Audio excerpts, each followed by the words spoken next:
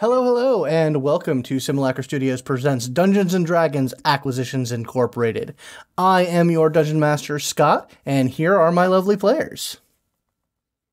Hi, I am Matthew. I play Lowin, the Life Cleric of Lythander. Also, the Cartographer of the group. I keep forgetting about that. Gotta get compliance, man. You gotta be... Yeah, I know. HR is gonna come down your fucking ass. Anyway. Hi, I play Inisalia. I'm Ray. I play Inisalia. Oh my goodness, it's that day again. I am your everyday normal Tiefling Paladin, and I am the... I totally forgot of the group. Secretarian. Oh my god. Yeah, it's okay. You place Ray on your day job. It's fine. Hi, I'm John. I play Ilbreyan Jenkins, the half-elf warlock, and the Loremonger of the group. I think we all play our characters in real life. There's a difference. I am a many-faced, multifaceted being. Behind this face is but a hollow shell. And butter. In your author tab. Anyway, sorry. Anyway, hi, I'm Nigel. I play Rynford, Gimaldree, Tunslayer, a gnome warlock, or a gnome wizard, sorry. You wouldn't catch me dead as a warlock. Oh, what worthless magic users. And I'm also crap, I had the Documancer of the group. See, Ray, you're not the only one. All right, I feel. Just want to point out the Loremonger got it right.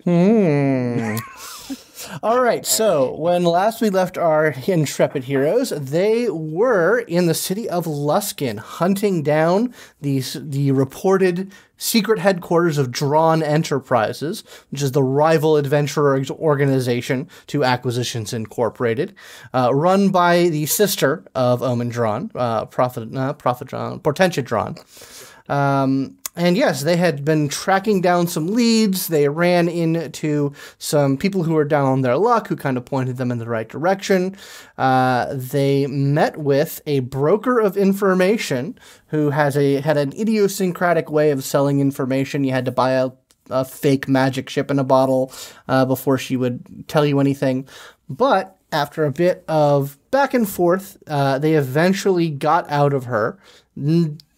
She did not know the location of the headquarters, but she did know that a lot of Dran Enterprises employees on their off hours go to a bar called the Fishbone Tavern, and that if they keep a low profile, the tavern's bartender might be able to give them some information on the sly. So they're looking for the Fishbone Tavern, the bartender Friar, and that is the lead that they have. What was the bartender's name? Friar. Friar, okay. Got it. But yeah, so you guys, it's in the northern part of the city, where I believe you had also heard some rumors that Dran Enterprises was more located around the northern edge of the city as well, but you have a specific lead. So, how are you guys taking care of business? What time of day is it? I will say that it was probably mid-afternoon when you finished your business at the broker. So, so we can just mosey on up that way, find the Fishbone Tavern, and just go in as part of the evening crowd. Oh, it's true. It's obviously it's going to be happy hour very soon, so we're going to get a lot of probably people coming out from their businesses. Why do they call it happy hour? I mean, is that just a time where we need to be having? Is it a His drinks are half off and makes everyone happy. Oh, got it. Everyone gets drunk. Yes. Oh, okay. Loose lips. That's what we call happiness. So we need loose lips so we can sink this ship. As he points to the bottle. Oh, well, that's clever, I suppose. Yeah, who wants the ship in the bottle? Oh, well, I'll take it, I suppose. Careful, it's supposed to be very magical. Oh, is it now? Now, here, this friar person, do you want me to, as he dinks his little helmet of telepathy? Covertly, perhaps? Okay, so what do you think that would do? What advantage would that grant us? No one can overhear us.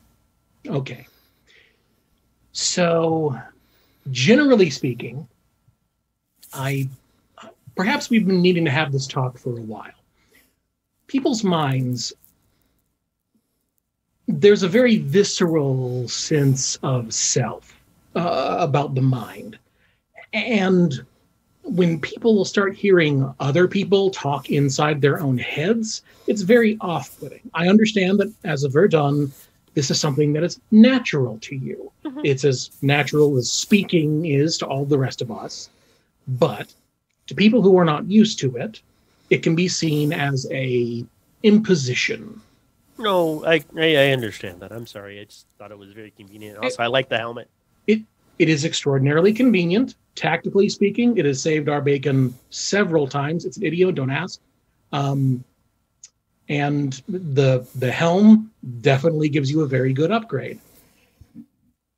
I would just recommend, and you don't need to apologize. It's a part of you. I'm sorry that the rest of us are not so evolved that we can't be cool with it, but it is what it is. I mean, I understand. It is with the helmet's a little more invasive. That's something I have noticed. It sort of hits people in their noggin a little too hard sometimes. Here's this. When we go into Friar, unless it's something dangerous or something comes up, I won't do it unless you tell me you want me to do it. Good. In fact, we'll have a signal. Whenever I need you to ping me, any of us, whenever any of us, we act like we have a horrible migraine and we just rub, like everybody. Right. Man. Okay. Oh yes, I have lots of those actually. So I might have to work on my own because I have a lot of headaches. So maybe I'll do this. I'll just like it's very unnatural. You get the 2 fingers. Got it. Yep. Sure. 2 fingers. I won't forget it. Yeah. Very natural. All right. So anyway, what do you say? We go to the tavern, see what the deal is, and I could use a beer. And we could probably write it off as business expense. Oh, yes. You would not believe all the things that I'm writing off as business expense. Okay. The Fishbone Tavern is located a few blocks from Luskin's open shore docks, close enough that you can still smell the sea air and hear the cries of gulls swooping over the fishing ships. A few lazy snowflakes fall from a cloudy sky as you approach the tavern's front entrance, a sign decorated with an actual rotting fish nailed to a board bearing the tavern's name. Standing before the door is an immense figure who bears a smile missing most of its teeth. He squints his eyes as if trying to make sense of you. What's your business here? Dinner? Yeah, we're pretty full. Why are you coming to the tavern? I don't know any of you. Your faces, I don't... don't worry, we're really nice. We heard they had some good ale here and some other drinks and some food, and we were hungry because we were just making our way through. It's been a long day. Stupid goal, get away. A very long day of just doing our work, and we wanted to take part in the sights after all. Sorry, we haven't known each other. I'd like to get to know you. Perhaps we could. Oh, my name's Zorb. Zorb. Okay, well, my name is Ilby. It's a very pleasure, Zorb. Oh, hi, you're very small and green. Are you a gobbo? One of them gobbos? No, more like I'm a cousin to a goblin, but I'm not actually a goblin. Huh? I don't like gobbos. I'm not a gobbo. I'm Lowin. He's a little green, is all. He's not. Oh, little green. Good green. Oh, all right. Right. Goblins ate my teeth. Oh, I'm so sorry to hear that. I wish they do that. That's terrible. They do. Bad greens are real bad. Mm-hmm. Yeah, sorry about that. They can be kind of, not nice. If I could do anything about your teeth, I would. You're like, it's all right. Have you tried wood? I hear wood works pretty well as a, stopgap kind of measure. I've been thinking about it, but there's someone in the city that does this sort of thing, but has some political implications. I aren't too keen on. But anyway. I have a proposition for you. What? So, I'm a gnome, and you may or may not sure how much you get off of this porch, know that we are very mechanically inclined. I can spend a little bit of time and whip up a small device, and I bet you anything that I could make a set of teeth for you. What do you say? Well, like metal teeth? Yes. Imagine how much better you would be at your job if, instead of a vacuous smile, you instead had a row of nice, sharp metal teeth, like a shark. And I happen to be very good at forming gems and things. What about one tooth with a bit of a flair? Right. A little bit of a not emerald, ruby. How about a ruby? Yeah, Oh, that'd be very fancy. That'd be very fancy. You guys seem really nice. You seem like kind-hearted folk. And yeah, that's just nice of y'all. Yeah, I mean, I wouldn't mind a pair of metal trumpets. Oh, well, I'm sure we could definitely talk. We're really famished, though, and thirsty. It's like, oh, yeah. Talk about it inside? Oh, yeah, well, I gotta stay out here, but you should talk to Freya. She's real nice. She's real good. She runs the place. I'll tell you what. He kind of, like, gets down, kind of, like, sort of approximating level for the various heights of the group. He's like, you guys are real nice. So you guys, I'm gonna tell you, there's a bloke in there, Rakeem. He's kind of a shit. So maybe keep your eyes out. I don't like him, and he plays pranks on me, and he's a shit. So keep an eye. I'm really sorry to hear that. We'll keep an eye on him. Tell you what, maybe we'll get him back for you. You know what? I'd be right kind to you if you were right mean to him. We'll see what we can do. All right. He opens the door for you, and he says, "Oh, hi, everyone. These are the really nice people that talked a lot." Hello. Thanks for that. Yeah. The interior of the Fishbone Tavern is cramped and shadowy. Only 2 of the 8 tables are occupied. One by 2 fishers, another by a large lone figure in the dark, with a leather patched cloak. One wall holds a small, smoky fireplace, while a long bar of dark-stained wood stands along the opposite wall. Standing behind the bar, under an oval plaques set with yellowing fish skeletons, is a heavy-set human bartender. She pours ale for a half-elf seated at the bar, quietly engaging him in conversation. When you walk in and Zorb announces you, she just kind of like shakes her head in like dismay and disbelief. But he closes the door behind you, and you're in this tavern. I think I will approach the bar, probably a couple seats down away from the half-elf, okay. Not to intrude his space, and be like, sometimes help is very hard to find these days. Wouldn't you say? Give me a perception check. Okay. Anyone who's coming up to the bar can make that for me. Yay. I'm going to try and find a table. Okay. A 12. 12? Yeah. Okay, yeah, anyone who beat a 12, you hear her just sort of hushedly speaking to the half-elf. He's like, "No, shut the fuck up, Rakeem. This is the last time I told you about this." He's like, and she kind of like pushes away from the bar and comes over towards your end where you guys are sitting. She's like, "Right, what can I do for y'all?"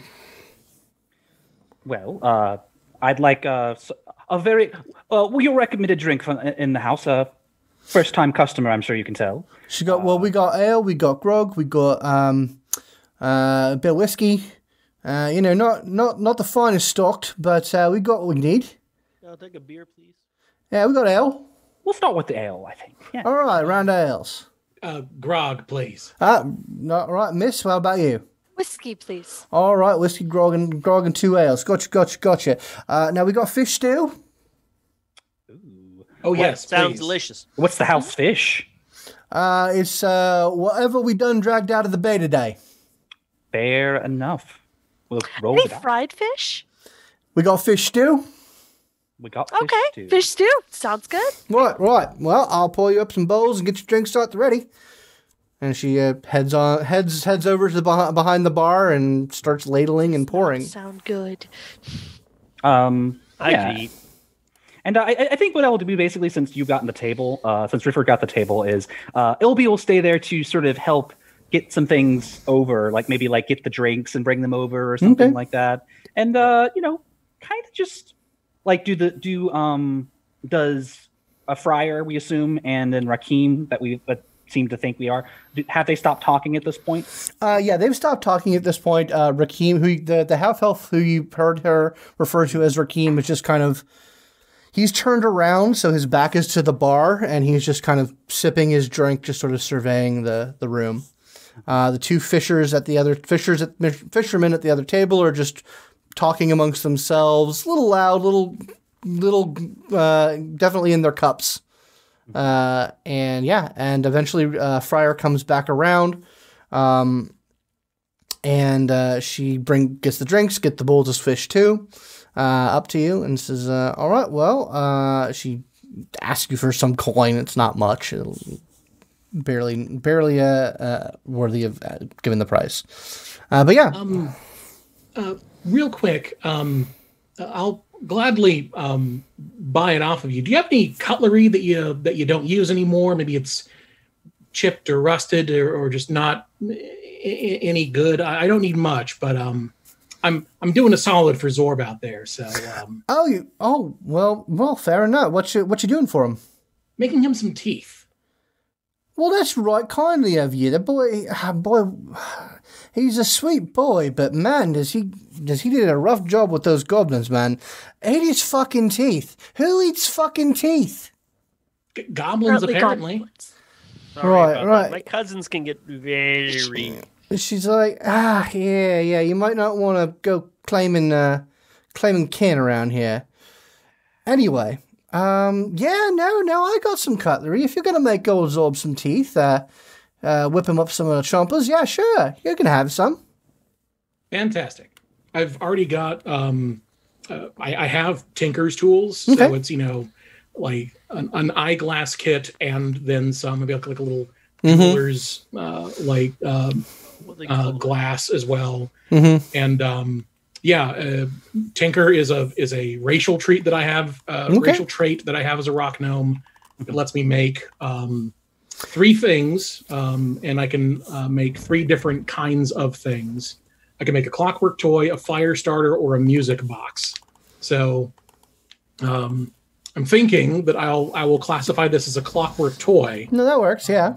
So if it ever were to come out of Zorb's mouth, it would be like a pair of teeth that would like move along the floor. It moves at 5 feet around in a random direction, makes noises. And it's just a little thing. It will technically stop functioning after 24 hours.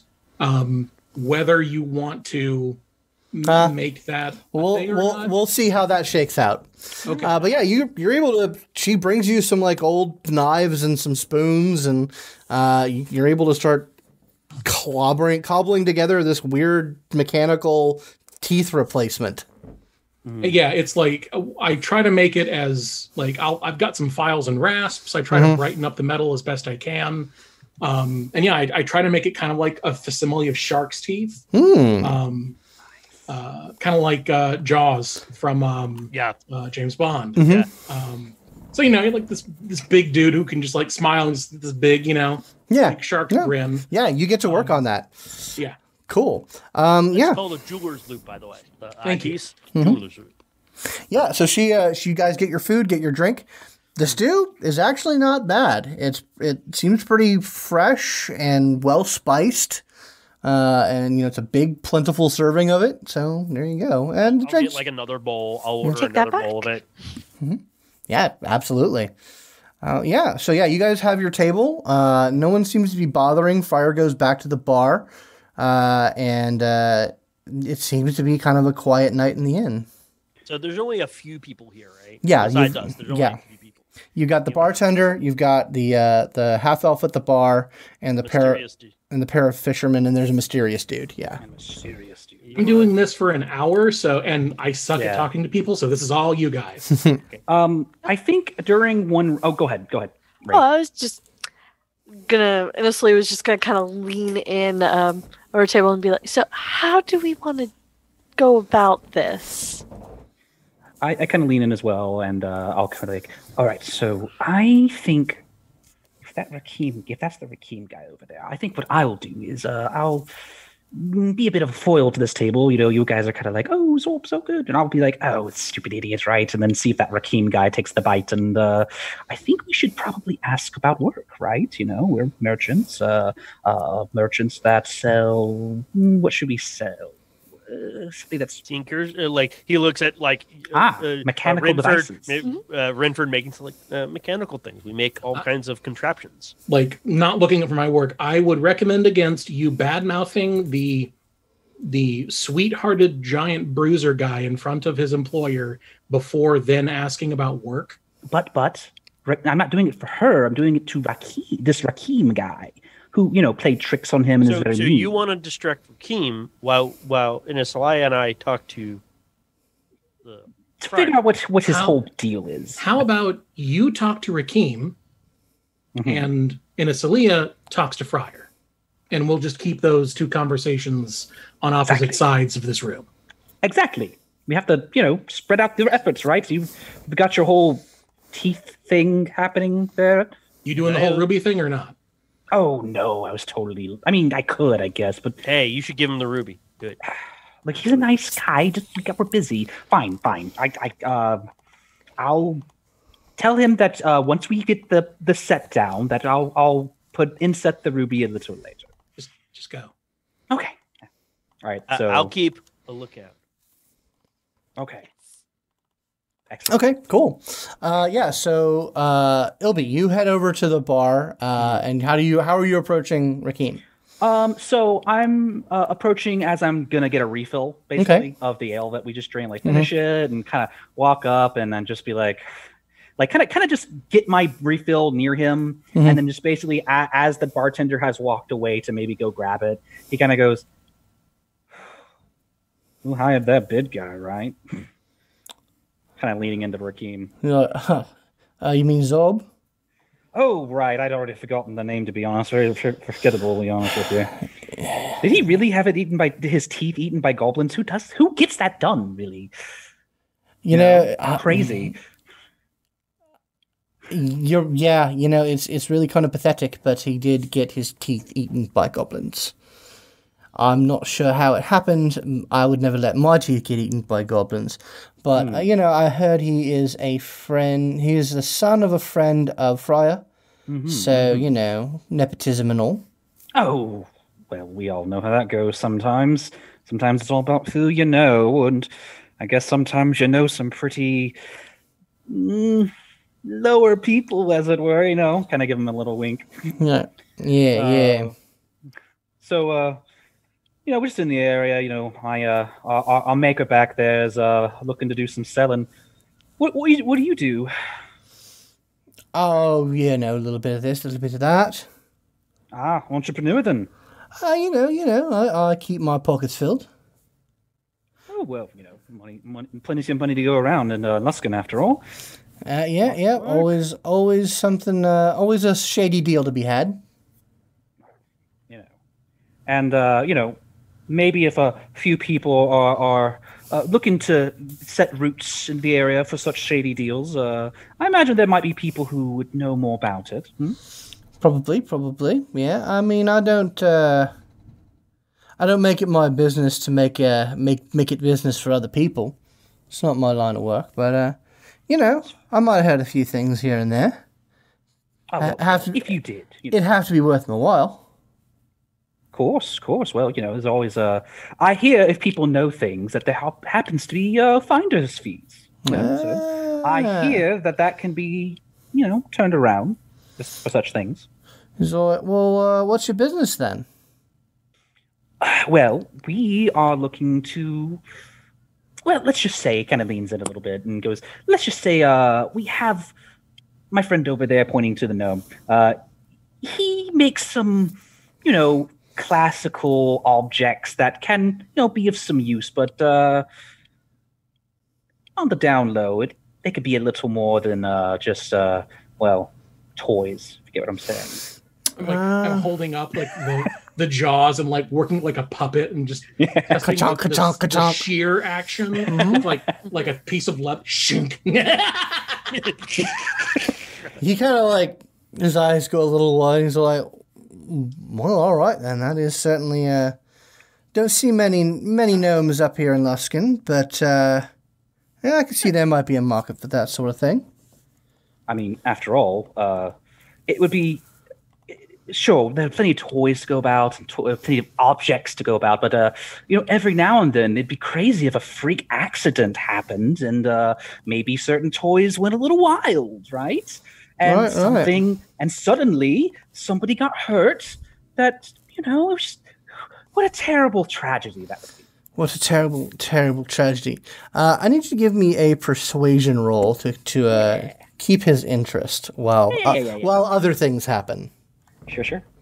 All right, so... The teeth get wild. So 17. 17? Great. Okay, so Inisalia, you are going to try and talk to the bartender. How are you going to get her attention?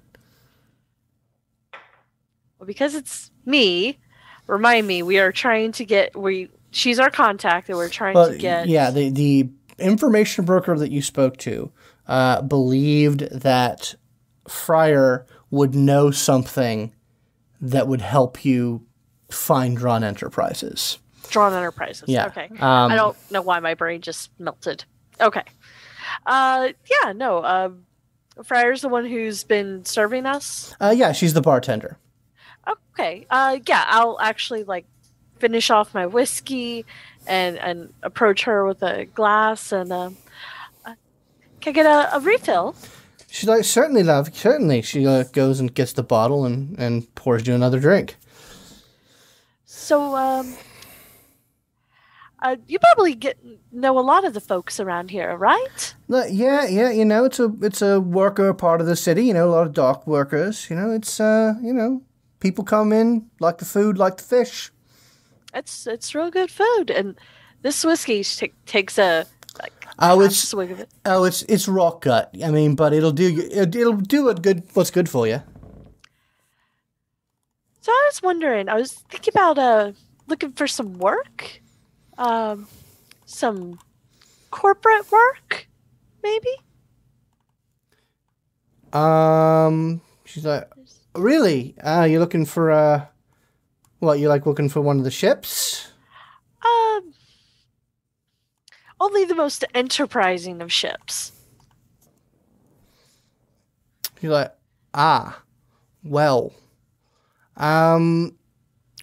there's certainly some enterprising folks around. Hold on, give me a second. I just figure you probably know a little bit of everybody, therefore you probably...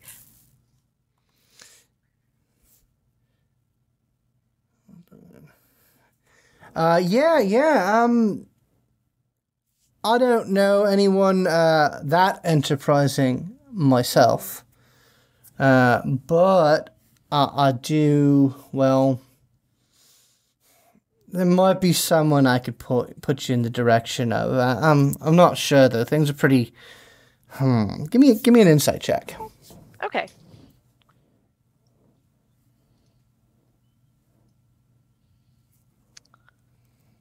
$15. 15. Yeah, you actually, when you're bringing up this topic, you see that there is actually a bit of, guilt and shame in her demeanor. There's something, when you get her mind on the topic of Dran Enterprises, there's something that clearly troubles her about the topic.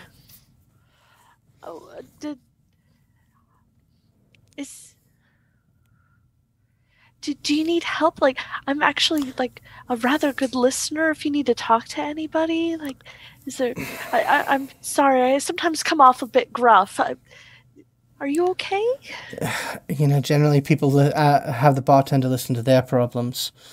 Give me a persuasion check. Sure.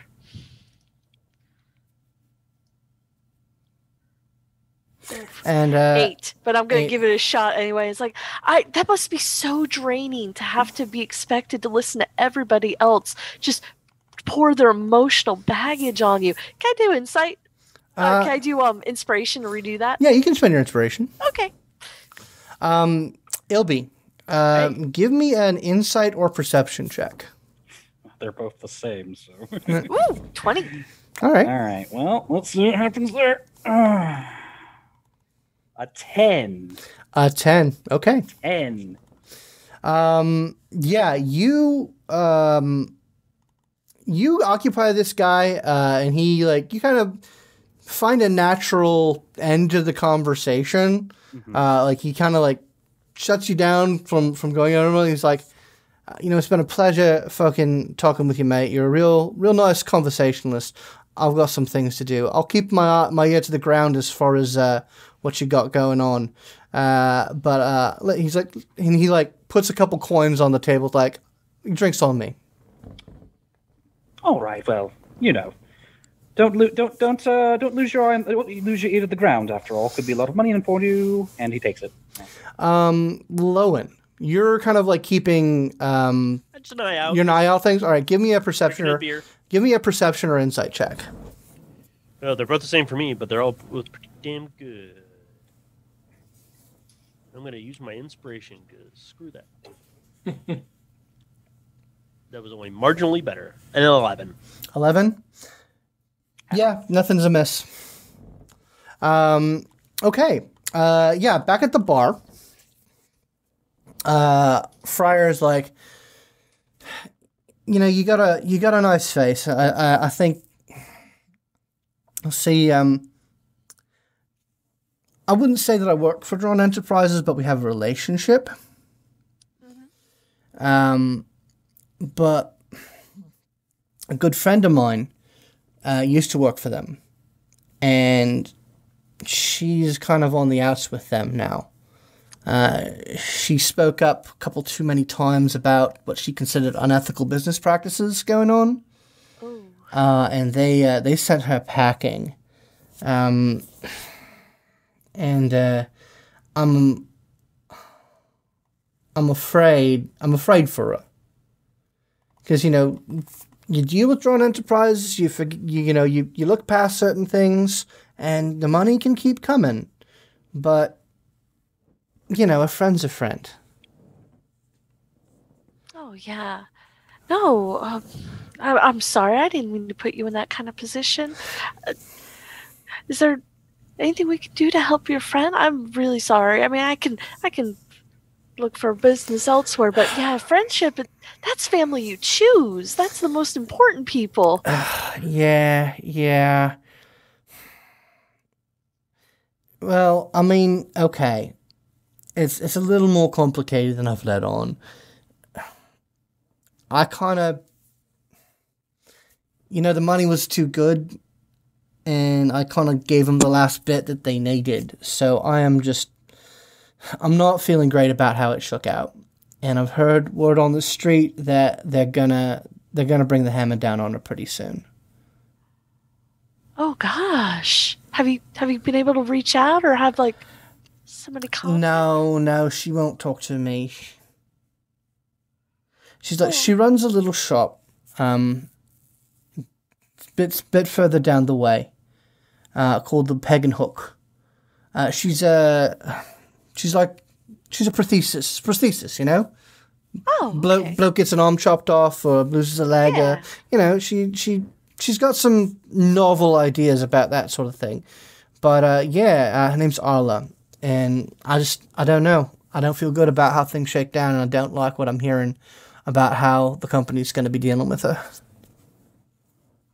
Well, I could reach out to her. I could talk to her for you. Just at least give her the heads up on what's going to happen. I would actually really appreciate that if you could give her the heads up, because I heard there were some blokes in here earlier, and I heard you don't see many Dran Enterprises people for the last couple of days. They've told up. So I'm not sure what that's about, but these blokes were in here and they got a few drinks and they said that they were gonna go pay Arla a visit. No, I'll let her know because yeah, like the whole appeal is the corporate security, and to have them turn on you, that's terrifying. They are intense. Wow. No, she like holds her hands, like gives her very comfortable. Like, no, I'll go right now to help warn all after I pay my bill. Like, it's all right. You know, it's taken care of. Don't worry. If you go help Arla, then you know, meals on the house. Do this.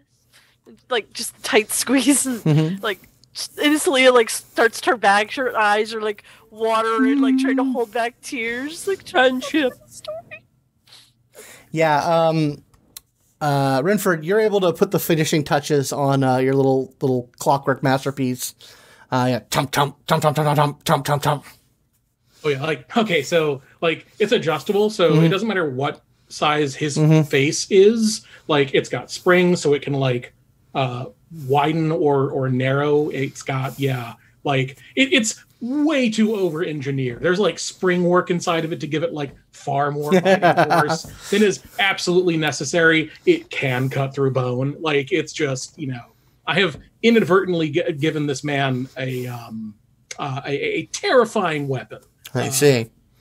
Yeah, You're going to get his tongue cut off. No. You see that's the genius. There's a tongue guard. It's a heat sensor, so that it's all based on metallurgical alchemy. Just like you're an idiot, you wouldn't understand. Sorry, just trust me. It's not. I would think of a way to not have him bite his own tongue off. Why would you go that way? What is wrong with you? Sorry, I get this way. I'm inspired. This is just what I do. It's what I do. I haven't done this in so long. I've never seen you so into this. This is very nice to see. Scott, I wanted to do something real quick.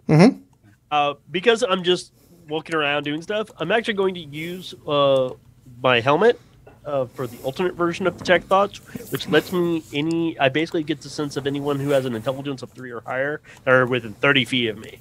Okay. So basically it won't let me get into their brain or anything, just lets me know if they're there. Yeah. You don't detect anyone who you don't see. Okay, cool. Okay. Yeah. We have to go help. Oh my god.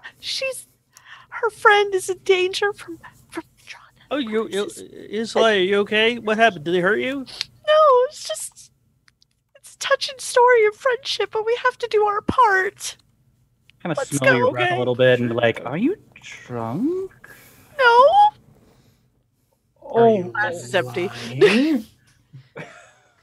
All right. Well, we could go do wherever this is. Is it something that Friar told you about? It's her friend. Well, I mean, oh yeah, we have to go. She's just down the way, the hook and the peg, but the enterprising people are looking for her. All right. We're gonna bring 2 friends back together. I don't know how to deal with feelings, so we should go. Yeah, we should. I mean, the soup was delicious. Those teeth look terrifying. Oh, yes, no. He's putting an absolute lethal weapon in that man's mouth. I'm a little interested in seeing where it goes. Oh, no. My magnum opus must be installed. Zorb! Okay, so you guys... Centralized tears, like, burning slightly when they hit the table. Yeah. I go out, I managed to kind of, like, throw everything into my little tool roll and stuff it back into my pack before I, like, get up and just run outside. Zorb, come here, Zorb.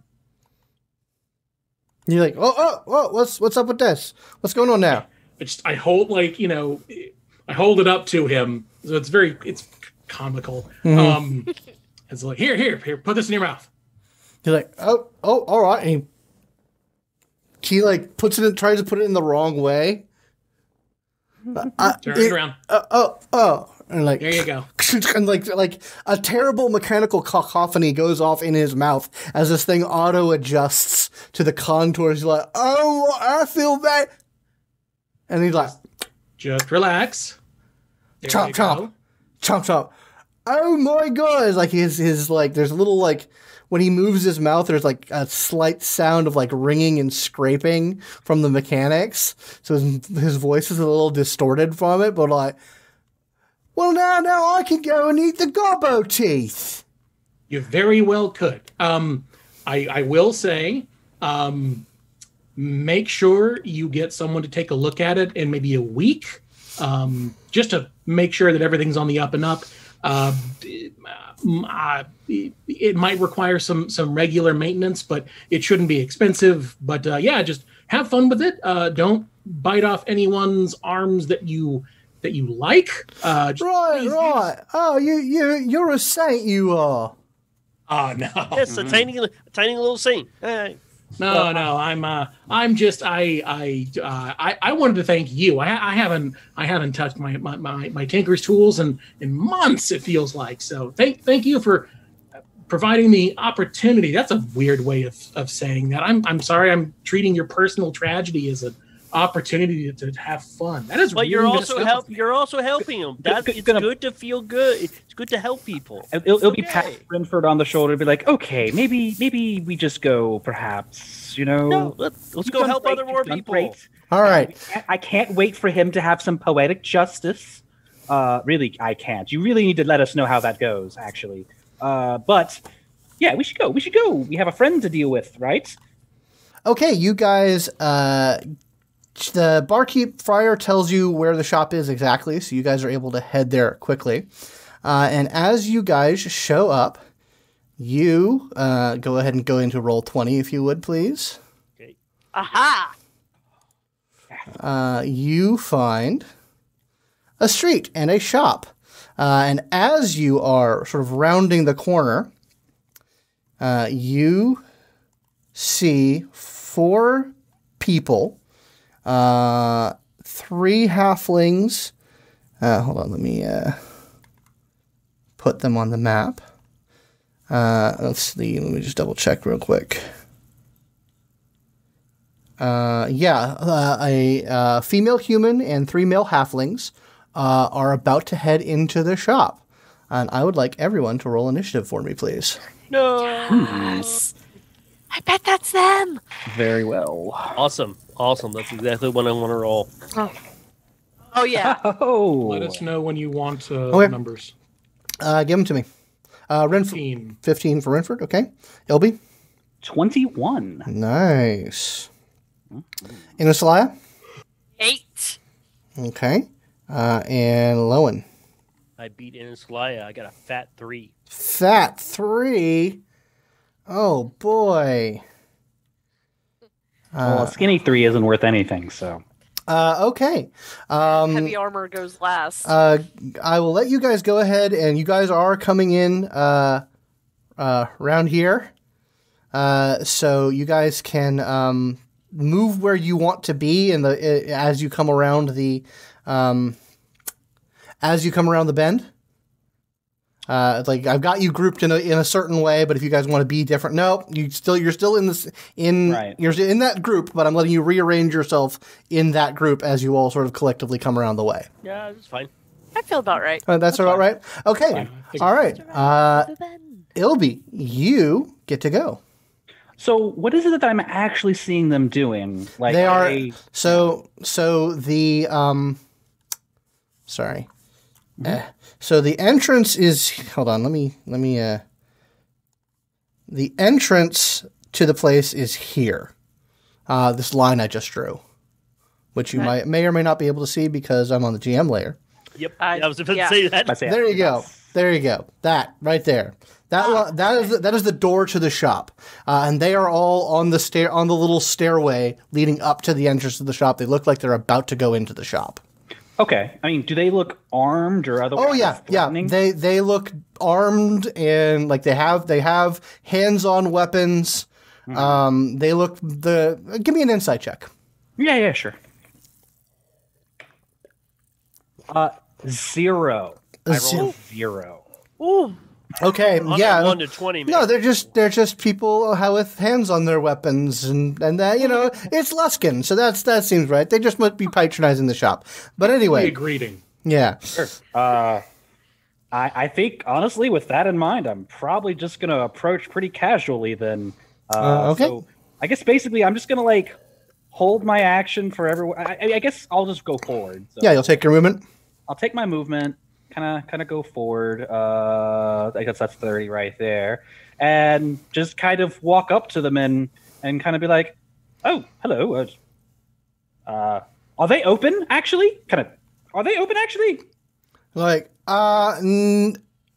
no. We're the cleaning crew. Okay, he kind of looks at them a little bit and be like, I don't see any mops or anything. Like, the supplies are in the shop. No, they're closed. You can't come in. All right, maybe we could speak to the owner, perhaps. No. The owner has they contracted us. We really got to take care of business in here. So go ahead, move along. Are you going to be doing anything? Yeah, I mean, basically, because I don't really sense that they're attacking currently. He's probably just going to be like, kind of just look at everyone else and just be like, look at everyone else is doing, basically, the other teammates. So you're just going to hold your action? Yeah. Basically. What are you going to? What's the triggering event?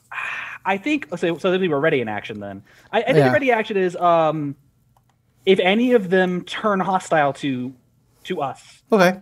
I will. I'll go ahead and use one of my spells. Basically. Okay. All right. Okay. So that's what you're waiting for.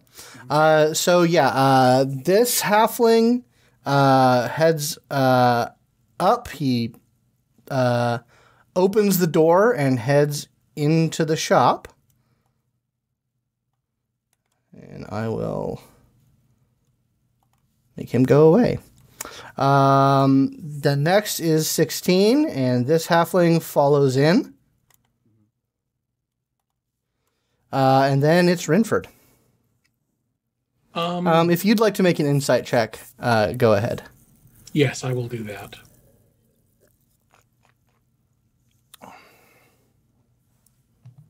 Come on, +1. 8. Yeah, these seem like workers doing a cleaning job.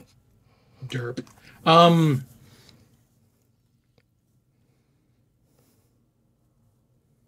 It's getting to be mid to late afternoon, right? Mm-hmm. And I've just been through a somewhat manic phase. So I'm going to just bull rush past them.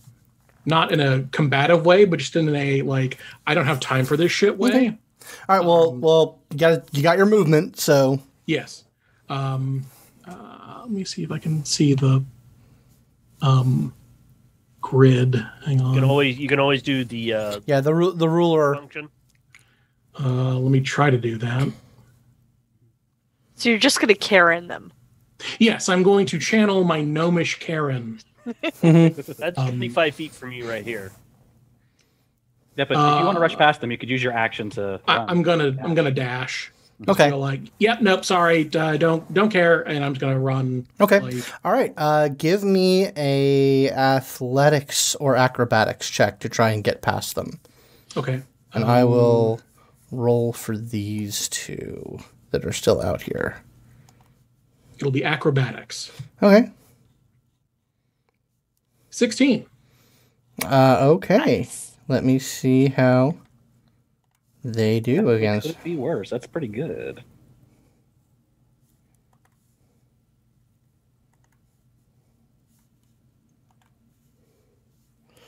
One of them rolls a 4. The other one rolls a 7.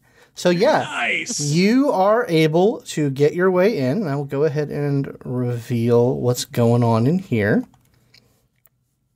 Hold on. It's full of drama.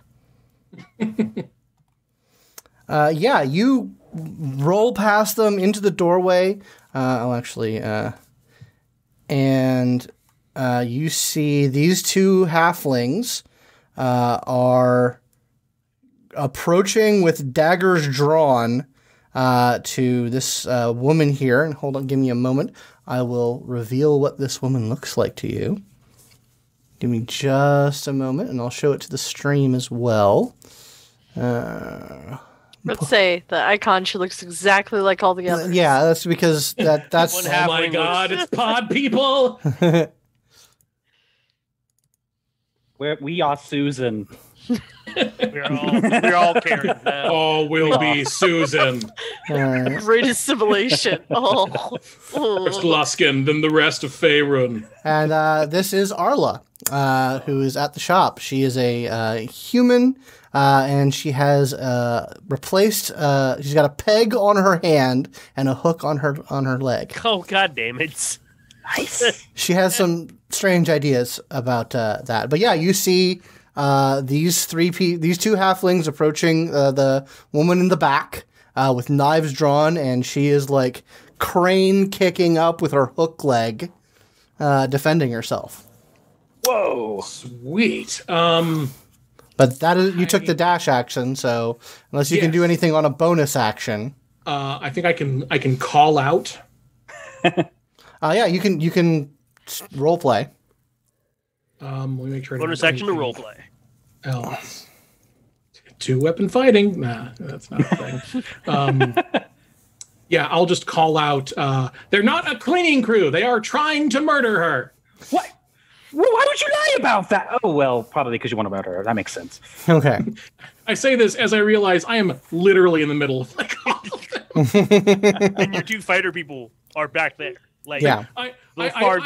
The way I do that is I turn around. I'm like, I like just kind of lean around and just like still in Karen mode. I put my hand on one of them just so I can like lean out the door. It's like they're trying to murder her. Oh wait. So that's my Okay. turn. Yeah. Okay. So yeah, that's your turn. So everyone hears that, and like the guys just like the guys at the door just like kind of look at each other and like. That's that. So yeah, you see Arla, like she has like a short sword in one hand, and she's like maneuvering her hook foot, and she just like swings out and tries to swipe at one of them with her foot, but they're able to dodge out of the way of her attacks. Okay, it is the human. The human is going to stab you, Rynford. You know what? That's fair. Mm-hmm. They pull out their longsword and make a stab, which I believe triggers Ilbreyan's condition. Mm-hmm. Let's see here. They roll an 18 to hit on you, Rynford. That hits. Okay. Although, what is their dex mod? And is it higher or lower than Ilbreyan's dex mod? Their dex mod is plus. I have a +1. It's a +1. There you go. Okay, well, I will give the advantage to the PC. So if you want to act before Ilbreyan, if you want to do a thing before this stabbing occurs, The tigers are just coming actually? down me. Oh no! Wait a minute. It's that kind of cleaning. And then, they weren't lying technically. Oh! I've seen Sopranos. Yeah. So I think Ilbreyan kind of seeing that, he kind of like suddenly like whips up 3 whirling balls of fire. Then you scorching ray on that. okay, do it. Ooh. Actual spell. Yeah, you know, he sees his little gnome friend in danger. All right. Well. Wow. Best frenemies. I would like to use my inspiration to re-roll one of the dice. Okay. 2 of them are shitty, and one of them's really fucking awesome. So, Okay. so I'll use inspiration to re-roll this. Got worse. So cool. All right. Well, 2 of them straight up fucking miss because unless their AC is like an 8, which I doubt. It is not.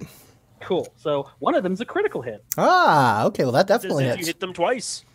Yeah. So technically, yeah, basically. All right. Yeah, you blast one of them with a scorching ray. So go ahead and do that. I'll let you know what happens, or how much happens. How many numbers happen? All of them. All right, so That's going to be 10 fire damage. 10 fire damage. Noted. Okay, yeah, you... Hit. He hit the large one that is stabbing Rynford right now. So this one. Now successfully stabbed. Now it successfully stabs you. You take 7 slashing damage. And then they're going to try and stab you again. Son of a... You already did... Okay, so once, totally fair. Twice, that's rude. Come on. Let me speak to your manager. Okay, the manager... She's still in Karen mode. the manager is a natural 20. God fucking damn it. Ooh, we should not have They are invoked the the manager. essence of Karen, man. Oof.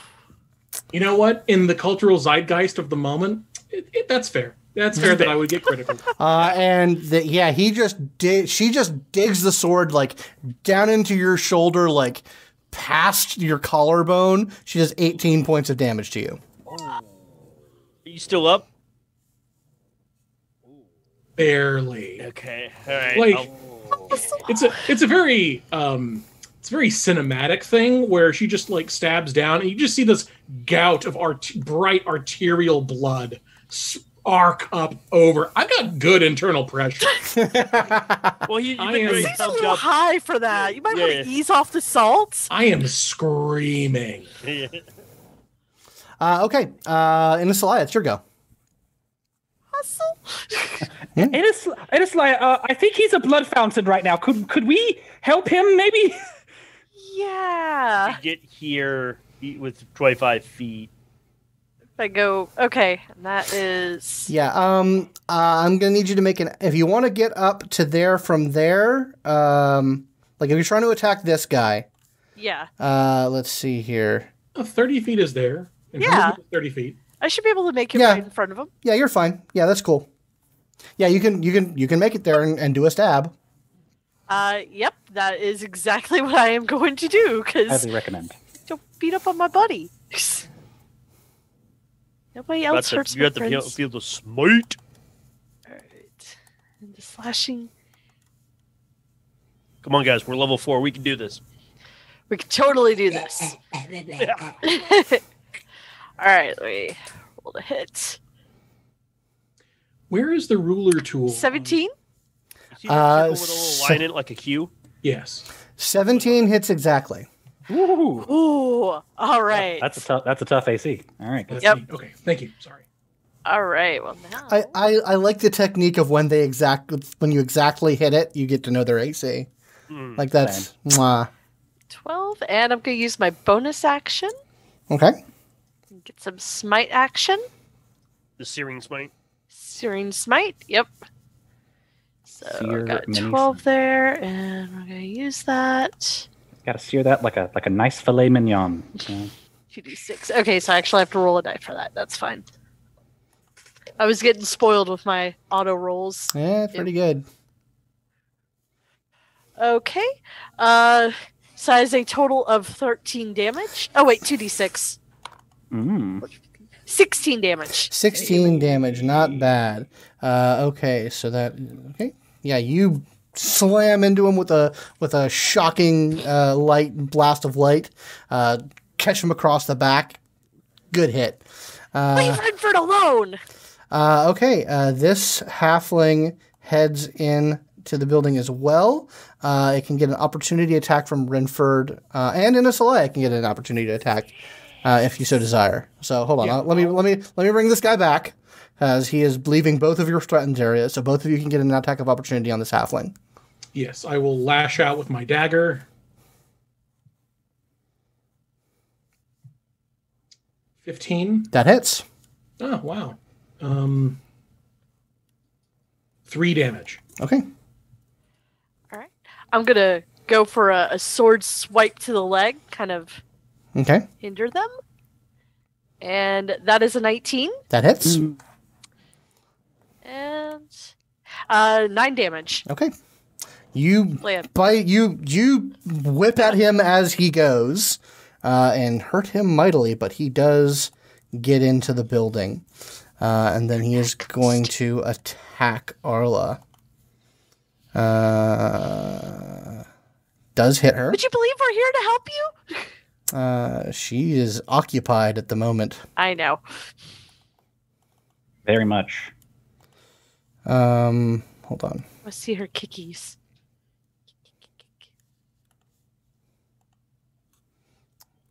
Okay, yeah, he bites into her, and then he's gonna... Hold on, let me double check here. Yeah, he is gonna hit her again. But misses this time.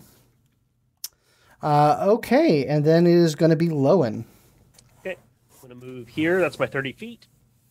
Can I attack him from there, or give me an acrobatics check to climb up on that statue. Will athletics work? No, it's got to be acrobatics because you are running and jumping up on the thing. How about athletics? Okay, hold on. Give me a second. Maybe if I ask again. Yeah. If you ask him 3 times, he has to do it. Yeah. Let's test that. See if it's true. Okay, I'm gonna risk it. It's probably and poorly. If you don't make it, you'll just be attacking with disadvantage. Okay, fair enough. I will. Then it doesn't harm to try. So acrobatics. Mm-hmm. Yeah, I'll be attacking with the advantage. I got a 2. Yeah, no, that ain't good. That ain't good. Yeah, so yeah, you can make an attack at him with disadvantage just because there's statuary and you're very small. I am very small. I'll totally be down with that. Feel my hungering blade. Quite small. 10. I hit at 10. That is not going to do it. But I will use my bonus action to heal Rynford. Okay. Because I jump up and I can just see Rynford and I call up to Lythander. I command the blood to go back into his body. Get in there. Go back to your home. Reverse. Are you too good for your home? That's how healing works in this game. It just reverses time a little. Oh man, that's gnarly. I got to remember that. 14 damage. You heal 14. Wow, really? As a bonus action? Well, I use the second level healing word. I also remember I'm a life cleric, so I get the level, my level of the spell +2. So all right. Okay. Well, I had to eat a level 2 slot. So all right, Ilby, it's your go.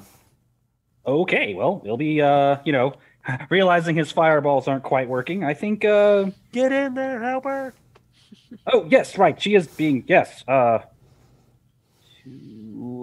3, 3, 4, 5, 6. So I'll probably get up there, kind of trying to sidestep that guy a little bit, but then kind of seeing, I can see inside at this point. Yeah. Cool. And then I think it'll be, it's got 3 dudes on her. I think that Ilby will try. Actually, I think Ilby actually is. He's going to do a set of those fireballs. Okay, scorching ray. Mm-hmm. But this time he's going to try to aim it at all 3 of them. Okay, so you're going to 3-shot them. Yeah, but more like his intent isn't necessarily let's go ahead and knock these out in one blow, but more like, hey, let's try to get their attention. Maybe you shouldn't be focusing on this lady as much. Noted. But all right, just drop a dice everywhere. Don't worry about that. All right, so drop it like it's hot. All right, so from the left to right, I guess I'm attacking from left to right. Those people. Okay. I have a 23. Okay. A 7. And a 20. Okay, the middle one does not hit, but the others do. Understandable. All right, so the first one is going to be 5 fire. The second one is going to be 9 fire. Okay. Yeah, you blast them with fire. Okay. These guys are going to Ilby, I need you to give me an intimidation check. Ooh, okay. Not trained in that, but Since you're trying to draw them off, I need a let's do a what's the 7. A 7? Like 7. They feel the heat on their back, but they look behind you, and then they just see you, and they're like, it must have been the wizard. I thought you were going to stab that guy. Yeah. I'm trying. His blood went back in. Yeah, so they are going to continue to attempt to hit her. Oof. Okay, one of them misses, but one of them crits.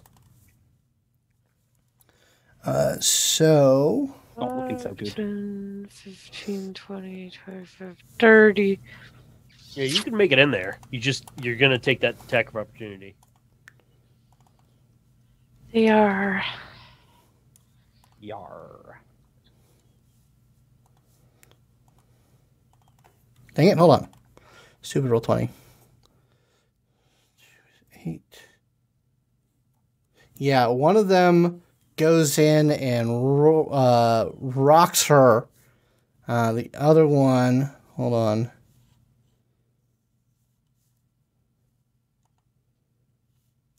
Yeah. The other one scores 2 pretty good hits on her as well.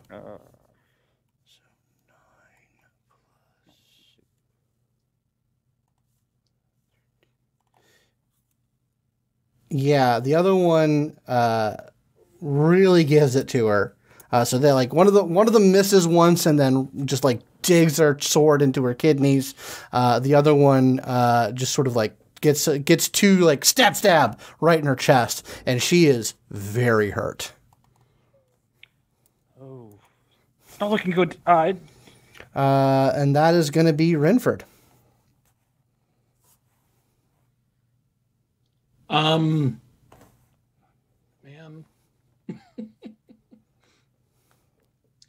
You know what? To hilariously double up on this whole the wizard is casting Scorching Ray. I'm going to cast Scorching Ray. Okay.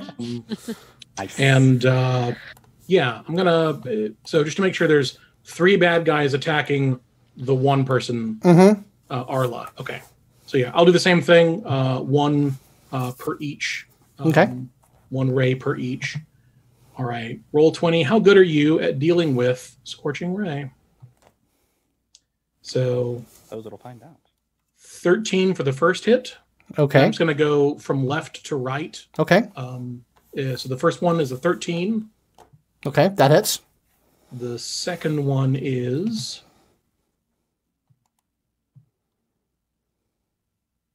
a 22. That hits.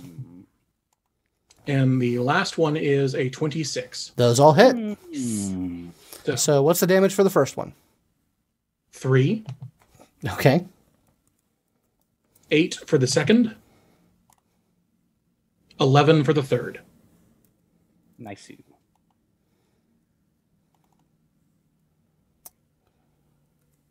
Okay. The 2 on the middle one and the one on the right look very badly hurt. The one on the left is hurt, but still up and at him. Okay, that's going to be Arla. And I'm going to use my action, my move, to move down, like away from them, but not leave the threat area of this dude. So Sure. I'm going to just move like, Nope. instead of like duck and weave my way through my friends. Gotcha. Okay. All right. Arla is going to take a couple of attacks on her assailants. But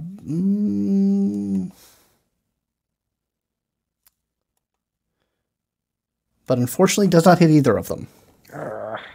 And then it is going to be the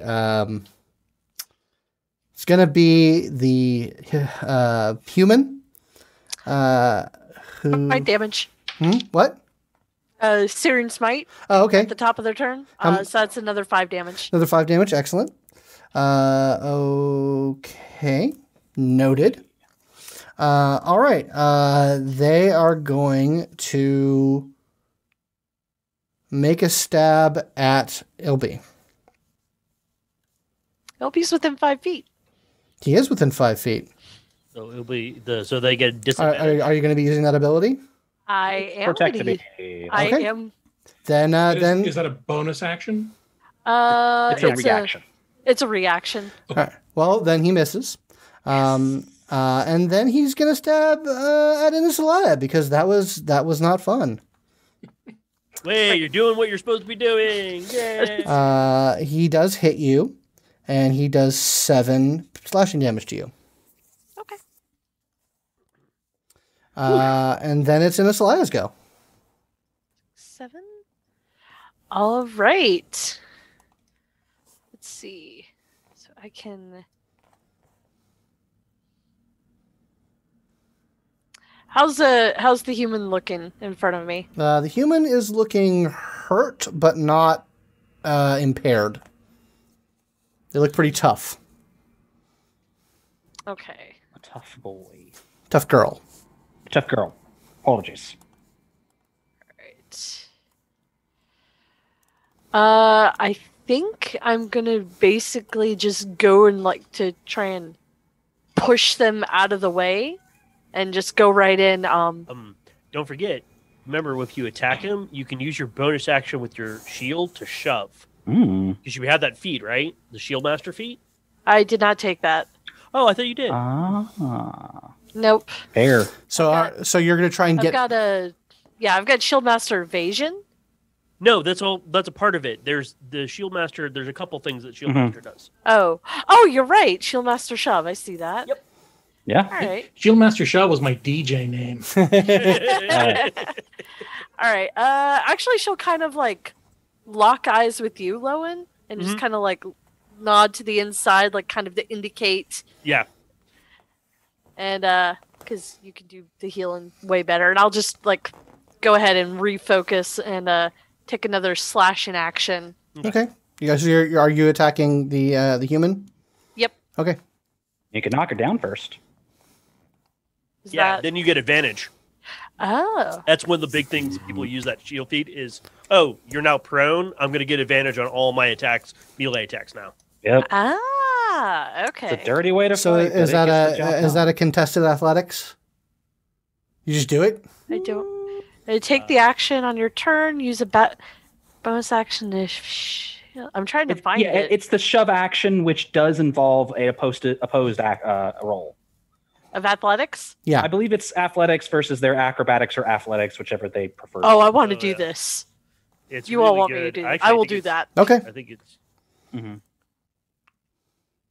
Yeah, that's a dirty 20. A dirty 20. Unfortunately, she plants her feet and stands her ground. You Rolled 23. Just your bonus action, no big deal. bitch. Okay. But you still have an attack. I do.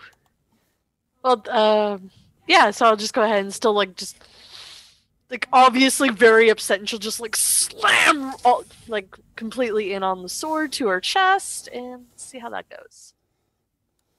Do it. 16? That does not hit. Yeah, I think 17 is the 17's number. the magic number. Yeah. Okay. Damn it. The center guy is going to take a stab at Arla. Pair of stabs, actually. It does. Shove does take it does not an action, but it does take a roll to do. One of them does hit, and let me just check the damage here. Arla goes down. It's all you, little green. It'll be a little tough. Let's see if I can do this. All right, that's his action, and Lowin, it's your go. Right. So my current position, can I just use movement to get up and then move past this guy? Yeah, you'd have to go around unless you want to make the acrobatics check again. I don't want to because that may just screw me. So let me go 5. Okay. Now, the hard part is it looks like she's right behind them. Yeah. I can still heal. Oh, that's fair. That's true. Yeah. So it's gonna get an attack of opportunity on me. Okay. Human's gonna get an attack because I'm basically running past everyone to get in here. Does not hit you. Okay. I'm going to attack this guy. Okay. This guy right here? Heal my blade. 14. That hits. 12 damage. He goes down. Nice. Awesome. And then, aha! My blade is satiated. Now be healed. And Arla is going to. I'm going to use my. Actually, I'm going to use a level 1 spell on this one. He's like, I think he's been reading some stories again. He said he's seeing catchphrases. Yeah, he seems very eager, haha, let's go help, and being very adventurous. 7. She heals 7. Okay.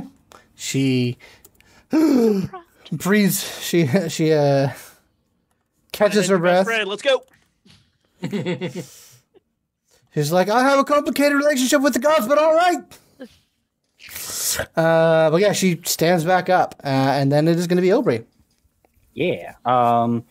I think Ilby, kind of seeing all that, and I forgot. Did the human actually attack at Lowin? Did not attack at Lowin. They attacked, but they missed. Okay, cool. So that means their reaction's used. That's true. So Ilby is going to use that time to actually kind of, let's see, he's going to step out of the way. Can I kind of be here, or is that you have to kind of be further in? So, you can. Well, yeah. This line is the door. Mm-hmm. Okay. Yeah.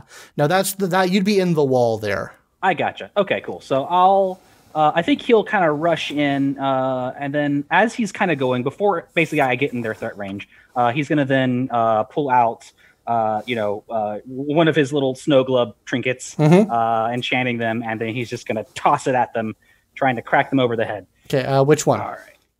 The one on the right. Okay, so, this one? Yes. Cool, do it. Correct. All right, that is a 18 to hit. That hits. Yeah, so they will take 7 magical bludgeoning damage. You brain them on the head and they fall to the ground. Woo! All right. Yes. I think he'll take a moment to be like, whew, and then he'll kind of high five. Yes. Mm. He actually knows he's not using his shield. He's keeping a free hand so he can cast. So the free casting handing high fives you. Yes. And the same's going to happen to you, Mr. Halfling guy, or you could run. You could just run. We are very dangerous. So the halfling says, just here to do a job, mate. And he stabs at Arla another 2 times. I can't stop. And she goes down again. Yeah, she's going to be doing that. And then it is Rynford's go.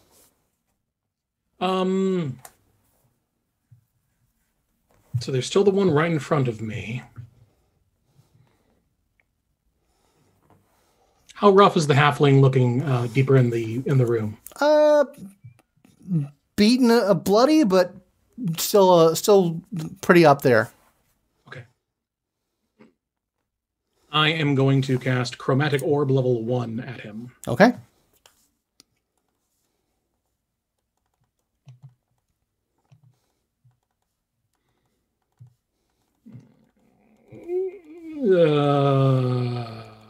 Do I still have inspiration? You do. Yeah, I'm going to use that. What'd you roll? 11. That does not hit. Yeah, I'm going to... Oops. Don't double cast it. Silly me. But I will roll it again. 15. That hits. Much better. I'm going to use... it'll be thunder damage. Okay. Thunder. 16. 16 damage. That is a mighty hit. Krakoom indeed. That does a great deal of damage to this halfling. He is on his last legs. Arla is going to make a death saving throw. She'll be fine. She fails. A little bit of her leaks out when it shouldn't. Just fine. Hoffman is going to make another stab at Ilbreyan. At Lowin. God, Rynford. You all look alike. Who is within 5 feet? True. You're going to use that? With my shield. Yep. Okay. He misses. And then he's going to attack him again. Because 2 attacks is a pain in the ass. And rolls. Can't get that one, buddy. You cannot. Nope. But fortunately, he rolled a natural 1. Yay! So that's his go. He's just shitting it up. Inisalia, it's your go. Okay. Smite. Oh, that's right. I didn't mean to remind you, but I'm glad I did. Yeah, no, they got 1 more damage, the human, on the smite. Okay. Wait, 1 more damage? Yep. Okay. And then I'm just going to go ahead and try and shove that sword right through their breastbone, because I'm real pissed off. Okay. Getting a bit violent here. 25. That hits. Better hit. No, nope, you don't hit. And that's 7. 7 damage. Okay. Yep. Yeah, you score a mighty hit on them. Okay, and I'm trying to see what else I can do. This person has got a lot of hit points. No, they're the heavy. It has a high AC with a decent amount of hit points. Yeah. I probably should have tried to knock them down And first. 2 attacks. Yeah, because I've got the 2 attack thing. You can try and knock him down now. I You mean, can I'm about always to keep say I doing could it. still just try and knock him down, right? okay. All right. That's going to be an opposed athletics. Yep. I was gonna. Yeah, the shove. Yeah. Yeah, it's a opposed athletics roll. Okay. Yep. So let me do the athletics again. Woo! 24. They are shoved to the ground. You can either move them 5 feet or you can shove them, make them prone. That's what you can do. Yeah, you can shove them off of this ledge if you want. Yes. But they would not be prone, but they would be off the staircase. So yeah, they go down. Yeah. No, I'll just knock their ass out of the way with my shield. Oh, I can totally see Inisalia. She's a big girl with big armor now. So she's just like, oh, enough of this. Just boom! Yeah. Dude just goes You fly them off. Normally I wouldn't roll any damage for that, but he did sort of land on that statue. So she takes a little bit of damage. Okay. Any movement? Yeah, actually I should be able to run inside now. 5, 10, 15. Yeah, I'm just gonna run right up to the one right there. Okay. The veteran does still get an attack of opportunity on you, though. But it probably has disadvantage. Yeah, they'll have disadvantage. That's fine. What is your AC? 20. 20. That doesn't. Hold on. Yeah, it doesn't hit. Yeah. And she's just basically like squaring up, like eye to eye, like. Inisalia, large and in charge. All right, and Lowin, it's your go. Inisalia, he sees that Inisalia just kind of backs him up, so he feels a little more confident instead of trying to take this guy out. He's actually going to move over here, and I'm going to spare the dying on the woman. So Okay. She is stable. She is spared. My action. That's all I'm going to do. Gotcha. Okay, she is stable, but still unconscious. I don't have a lot of... All right, Ilby, it's your go. All right. I think Ilby is going to like kind of sweep down on the ground, grab the globe, is like, wait, not, and kind of go for another fastball special with it. Okay. On that guy. So... that's a 7. No. That does not hit. No. All right. Not the walls.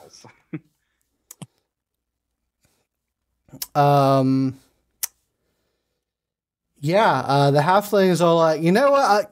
I take pride in me work, and makes a God damn. tries to make another stab at Arla. Actually, you can know. Shit, is it 5? Hey, It's She is- 5 feet. 5 feet between from the target or the attacker? I think it's within 5. I think it's within 5 feet of me. Yeah, target other than you within 5 feet. Okay, she's farther than 5 feet. Yeah. So you can intercept. Balls. Yeah. But does not hit it with the first one, even though they rolled with advantage.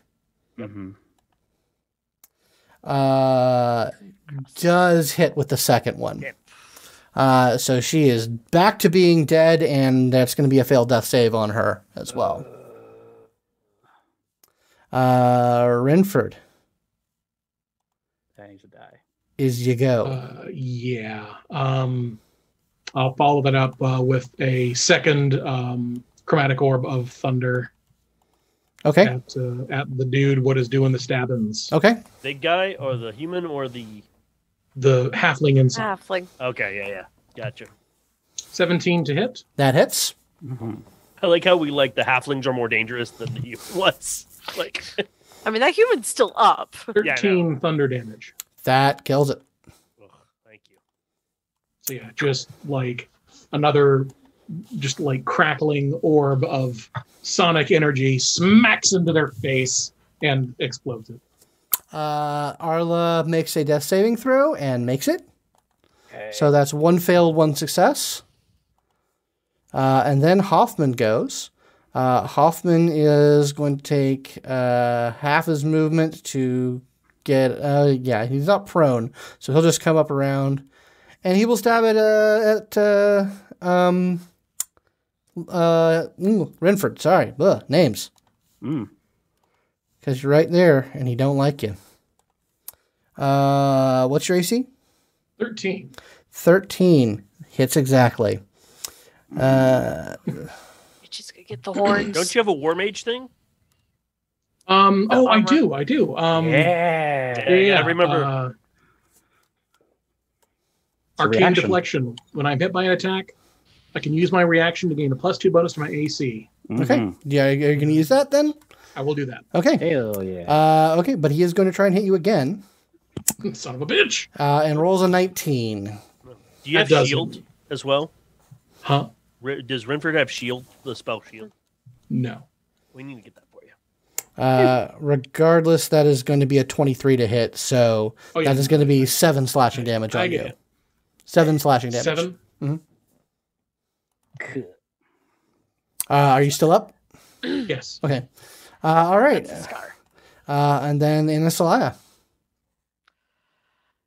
She's like, just Yeah, got in. You just got in, then you see hear a horrible scream as Rynford gets gut stabbed. Yeah. It's more of a wet gurgle. She's just kind of gonna turn on her hoof and just like, it just literally like horns down, shield out, and charge. I'm gonna use that bonus action to knock them prone. Okay. Right now. All right. Yeah. That is going to be a... 'Cause she's pretty fucking pissed. 18. that they go down. And now you have advantage on your attack. Yep. Yeah. I'm just like, oh. So See, like I Oh. see it like you run forward and charge and like hit them like with your shield and knock them like in the air and you jump to follow. Mhm. do the whole Sophicia. Yeah, it's I see it's more like a Dragon Age like finishing move. Mm-hmm. It's all simultaneous. Yeah. Like the dude's Yeah. face is like, Well, the shield was impressive. Apparently, the sword not so much. 'Cause I Aw. rolled a 7. Well, that's with advantage. Oh, that's right. She's prone. She's prone. I keep forgetting that. I got an 8 that time. Nah, that is yeah, better. they managed like even though they're like knocked prone, they managed to roll out of the way. Oh, she like just an inch out of the way, so the sword like goes down in the ground next to her. And she just turns to glare at the human again. Just Okay, Lowin, it's your go. I'm dying. I'm actually gonna do. I'll just do cure. Actually, take my action and do cure wounds. Okay.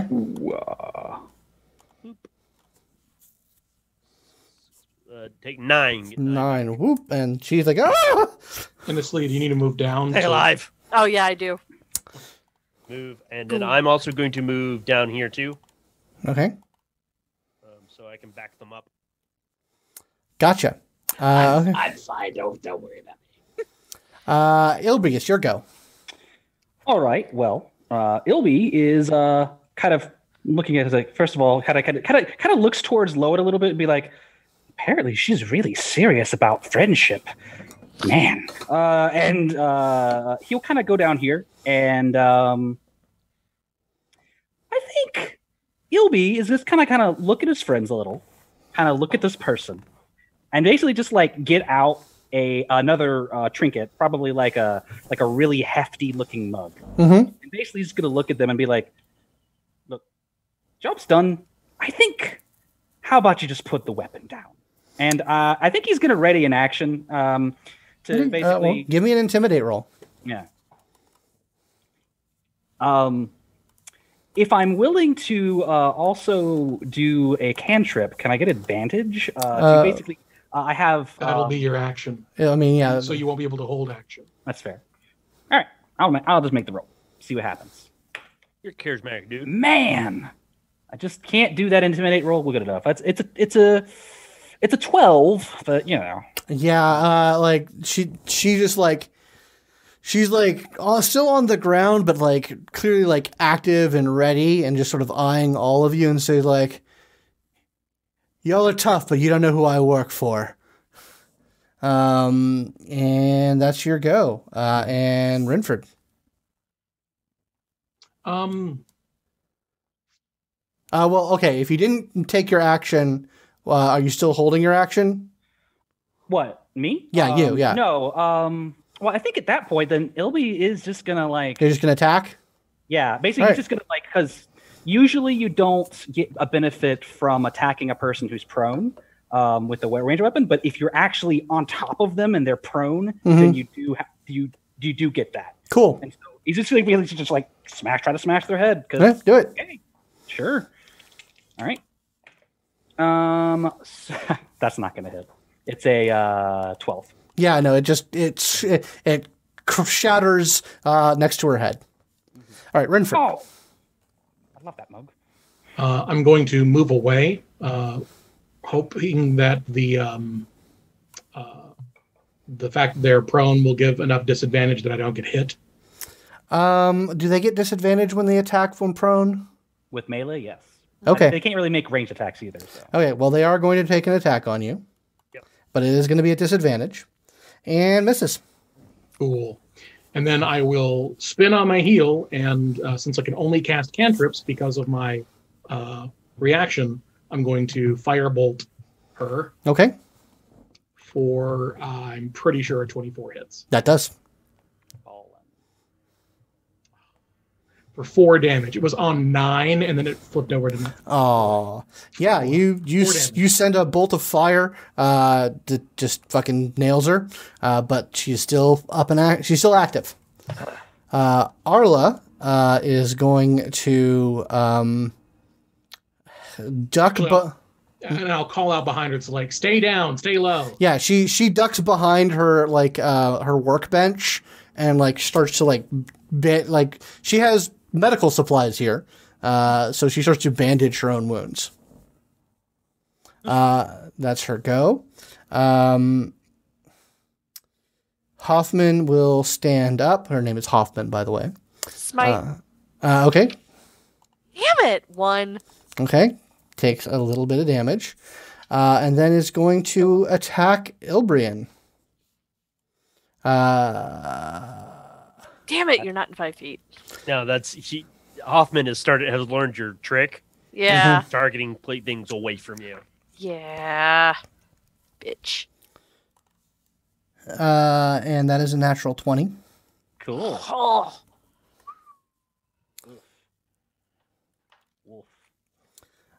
So that is going to be 8 damage, slashing damage to you. Okay. And then she's going to do it again. Did she roll all of her dice for that attack? Yeah. It's a crit? Yeah. I mean, sometimes it rolls bad. It's double damage. 2d8. That's all it is. It's 2d8. Oh, gotcha. Right. So she rolled really low. Yeah. For that. What's your AC? AC's 13. No. It's a it's a 13. Absolutely does hit you. Not surprised. And rolls 10 damage. Okay. All good. Ilby is not happy, but all right, Inisalia, it's your go. All right, I'm starting to really like this this move that I do. The wombo combo. All right. I'm gonna try that wombo combo again. This time I'm just purely ripping off a Soul Calibur, so I'm just going to smash into her with the shield and attempt to knock her up and ass on the ground. Opposed athletics. 16 does not. That does do it. She only rolled a 2. Yeah, Yay. it's opposed. So every time you do it, they have to also try to roll. Oh, Yeah, that's right. so you knock her down to the ground again. Boom. All right, and I'm going to go ahead. I'm just going to lunge back, and we're just going to go right for that torso one more time. So it's 23 to hit. Okay, that hits. That's that better damn well hit. All right, and 12 damage. That does it for Hoffman. Okay. You Kind of like, as she gets it in, she just kind of like, and pulls back the sword. She's like, and sees that she's like out. She's just kind of like, yeah, just like looks a bit kind of demonic. Like Lowin's like, yeah. So Blood for the blood god. oh, sorry. okay, so you guys are done with this fight. You guys have felled all your enemies. Arla is in the back. We will go ahead and switch up the visuals here. Back to Arla, who you're talking to. Yeah, she is in the back. She's kind of bandaging her wounds. She looks up at you all and says, well, I can't say I know what it's all about, but thank you so very much, friends. it's okay. We're actually here. A fire wanted us to intervene. I'm so sorry we didn't get here before they did. Oh, you're here for Friar. Okay. All right. Well, I guess she grew a conscience. She was looking out for you, right? You know? Yeah, As looking soon as out she for heard me. what was going to happen? She wanted someone to come and help, and I'm really, really sorry we couldn't get here faster. Well, you know what? Yeah, I saw the gates of death twice, and they were terrifying and horrible, but I'm back in the world, so can't complain. And I suppose I owe Friar a thanks. I might talk to her again. Scott, Yeah, what? I'm going to take a look at all of the bodies, see what I can find. Oh, sure, yeah. Let me just double check that. Oh, I forgot to mention this because we did a break. I'm also going to do Spare the Dying on Hoffman. Okay, noted. Not to the halflings, though? Yeah, and the halflings too. Okay, so you're going to spare all of them. Okay, gotcha. Okay, yeah. Lowin, Rynford, you go through their stuff. They are dressed in furs and leathers. Their weapons and armor well maintained. They have the equivalent of a priest pack and an explorer's pack, plus a total of about 180 GP. Hoffman has a round metal pin bearing the symbol of Dran Enterprises. Which, if you want to put up a detect magic spell, you can tell that it radiates with abjuration magic. Okay. Yeah, I am taking all of that. Okay. I am stripping them down to skivvies, and as I see Lowin sparing the dying, I'll be tying them all up. Okay, good plan. Yeah, she's like, oh yeah. So, are you just here on a mission of mercy then, or can I interest any of you in a high grade premium replacement prosthetic for a discount? No, I don't think we're looking for that per se, but we'll She's all like, I am an expert in my trade. There are many benefits to the peg arm, hook leg. Well, him sparing the dying. I'm like, why is it like that combination? I've never seen it. She's like, all right, you never had because all these salty dogs are set in their ways with the whole hook hand peg leg thing. No one wants to think outside the box, but I am doing wonders here. Like the peg arm, it is just it's much better of a bludgeoning tool. And look. I could go on for days, and there's all sorts of attachments. She thumps it on the counter, and a little switchblade comes out of the peg leg. That's pretty cool, actually. And she's like, and if you look here, she's like, so the bottom of the hook is actually like quite broad and flat. She says, like, much more useful than your standard, hooky hand. That gives me, hey, Rynford, that gives me an idea. I've seen you use springs before. I wonder if you put a spring on the hook, it work better when you walk on it. Give more resistance. I don't understand. Springs operate under a stretch and compression. I don't. She kind of like spring. She kind of like puts her peg arm. She's like, that's a thought right there. That's a thought.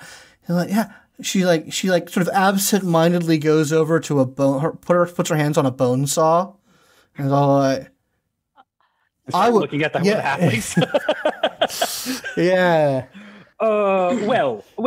That sounds like a very interesting prospect. However, before we get into that, it turns out that we, kind of looking at the rest of them and kind of have a bone to pick with a certain company that happened to try to murder you just now. I know what you did right there. What? She's like, really? You got a bone to pick with John Enterprises, do you? Well, we weren't sure if you did, but now we're sure. Oh no! Look, loves and lovelies. They are awful, terrible people. And if you're looking to mess up their business, then we can certainly do business. I think sounds like a plan. Mm-hmm. Absolutely. Now look, I appreciate what you guys did for me here. You know what? I'm up and I'm breathing, and I've got a stack of people to try new and interesting prosthetics on. La la la la la la. Yes, that I'm sure we can. Ma'am, they did try to murder me. They are getting away light with a little bit of enhancement. Technically, they successfully murdered her like 4 times. I would advise, since we did spare their lives and would like to talk to them, please no experimentation of life and limb. Okay, well, before we decide that, absolutely fucking not. I will certainly not kill them because that's bad for business. But they are going to get some experimental prostheses. Is there actually an effective town's guard here who would really... I didn't think so. Compromise. Mm-hmm. We talk to them, then we points to her and Lowin, walk outside. So whatever happens... But I don't have to do it. I'm not going to do it in front of them. But look, no. I will tell you that if you're going to try and get anything out of them, it is real hard. They actually they do some stuff to the heads. That's one of the reasons why I didn't like working for them. So you might be able to get some information out of them, but it's real rough trying to get a Dran Enterprises employee to talk. But yes, being an enterprising sort, have managed to disenchant myself of those enchantments. So I could tell you all sorts of things about them. I think that would be very advisable. And he kind of leans over to Rynford, not Rynford, but Lowin a little bit, and be like, so Lowin, here's the thing.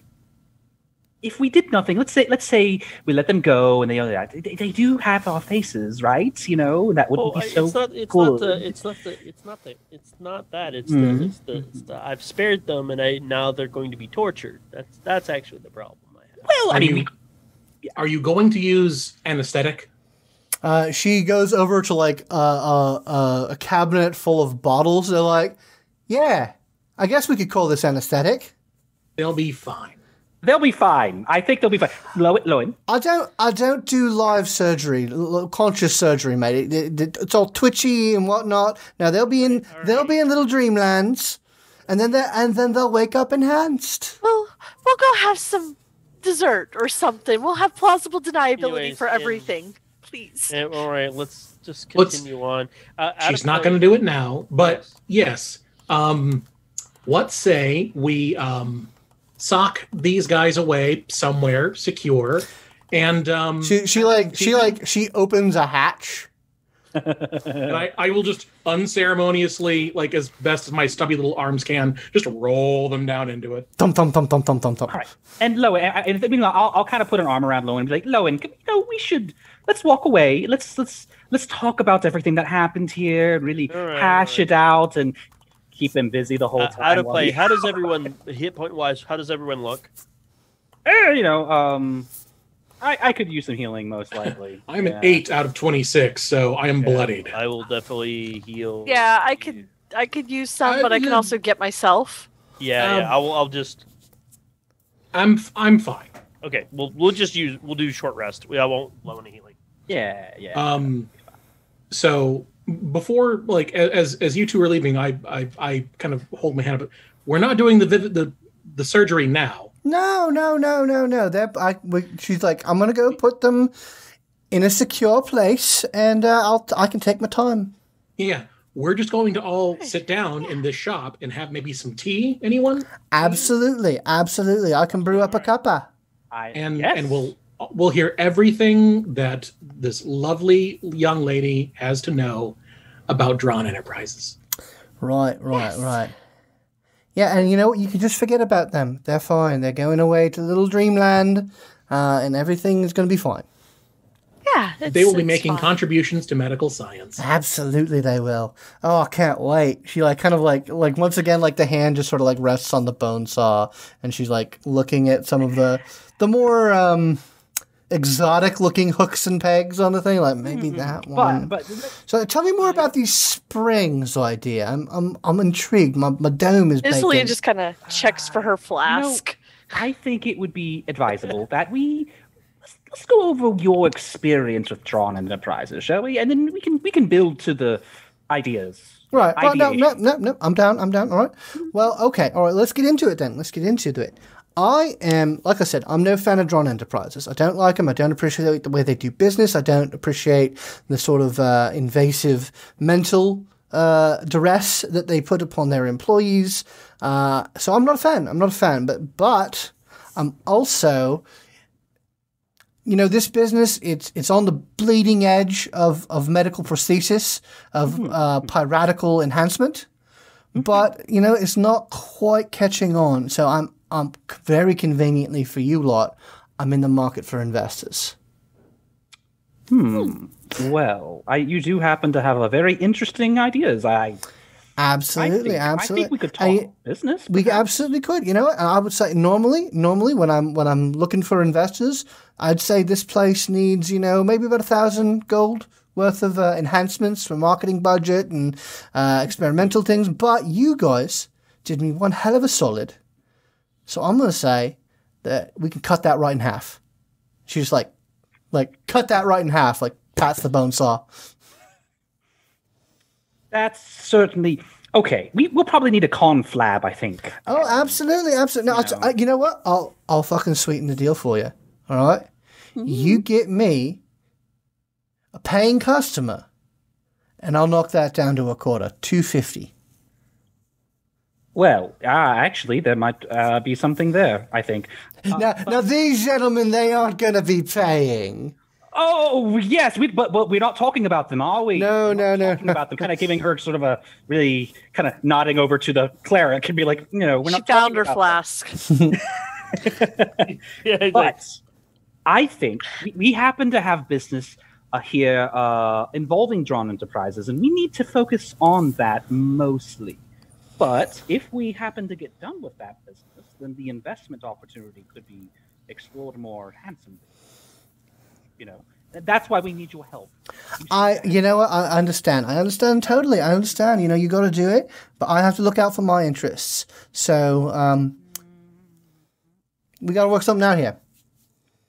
Well, okay. So Lowin comes up and he's looking a little like stiff and squares up a little bit, and he's like, "Fine, here's 100 gold. Tell us about Dran Enterprises so we can get out of here, so you can go butcher those people." She takes the 100 golds, and she's like, "All right, and where's the other 400?" It'll be given to you once you are done talking to us about Dran Enterprises, and I will reach into Ilby's pockets and pull out a sack of gold, and I will let it just thump down on the table on our side of the table. That, you know what? Shrewd, and like I said, you guys saved my life, so, but, a woman's got to tend to a business, in this world of pirates and ne'er-do-wells, a woman's got to do what a woman's got to do. But I do not fault you for looking out for yourself. But you're just on the fact-finding mission. I get you, and I've got facts for you. So, Dran, what do you want to know about Dran Enterprises? Where they are. In here, where they're operating out of. Luskin. Oh, yeah. I mean, I know they have operations all about the world, but around these parts, their headquarters is in a big, fancy ship called the Maverick. Now, there's a difficulty with the Maverick. Almost never comes into port. Always sailing about. But, and she says and she sort of pats the 100 gold that she's got and sort of looks at the sack on the table. I happen to know that the reason they never come into port is that there is a mystical way that they get from here to there to resupply. There's another ship. It's called the Dangerous Business. It's on the open shore docks. And they've got all sorts of magical portals there that lead to all different sorts of places all around Faerun that Dran Enterprises has interests in. And one of those magical doorways goes right to the Maverick. Very interesting. How well secured is the Dangerous Business? That's the thing, mate. That's the thing. It is, that's where Dran Enterprises is in Luskin. They got all sorts around. It's not like it's openly, they've got Dran Enterprises people around, but there are people on the docks, either visible or not visible, pretty much at all times, round about that area. So Scott, while she's starting to talk about all this, I'm going to concentrate. I'm gonna use detect thoughts on her from the helmet. Okay. You need a wisdom save. Sure.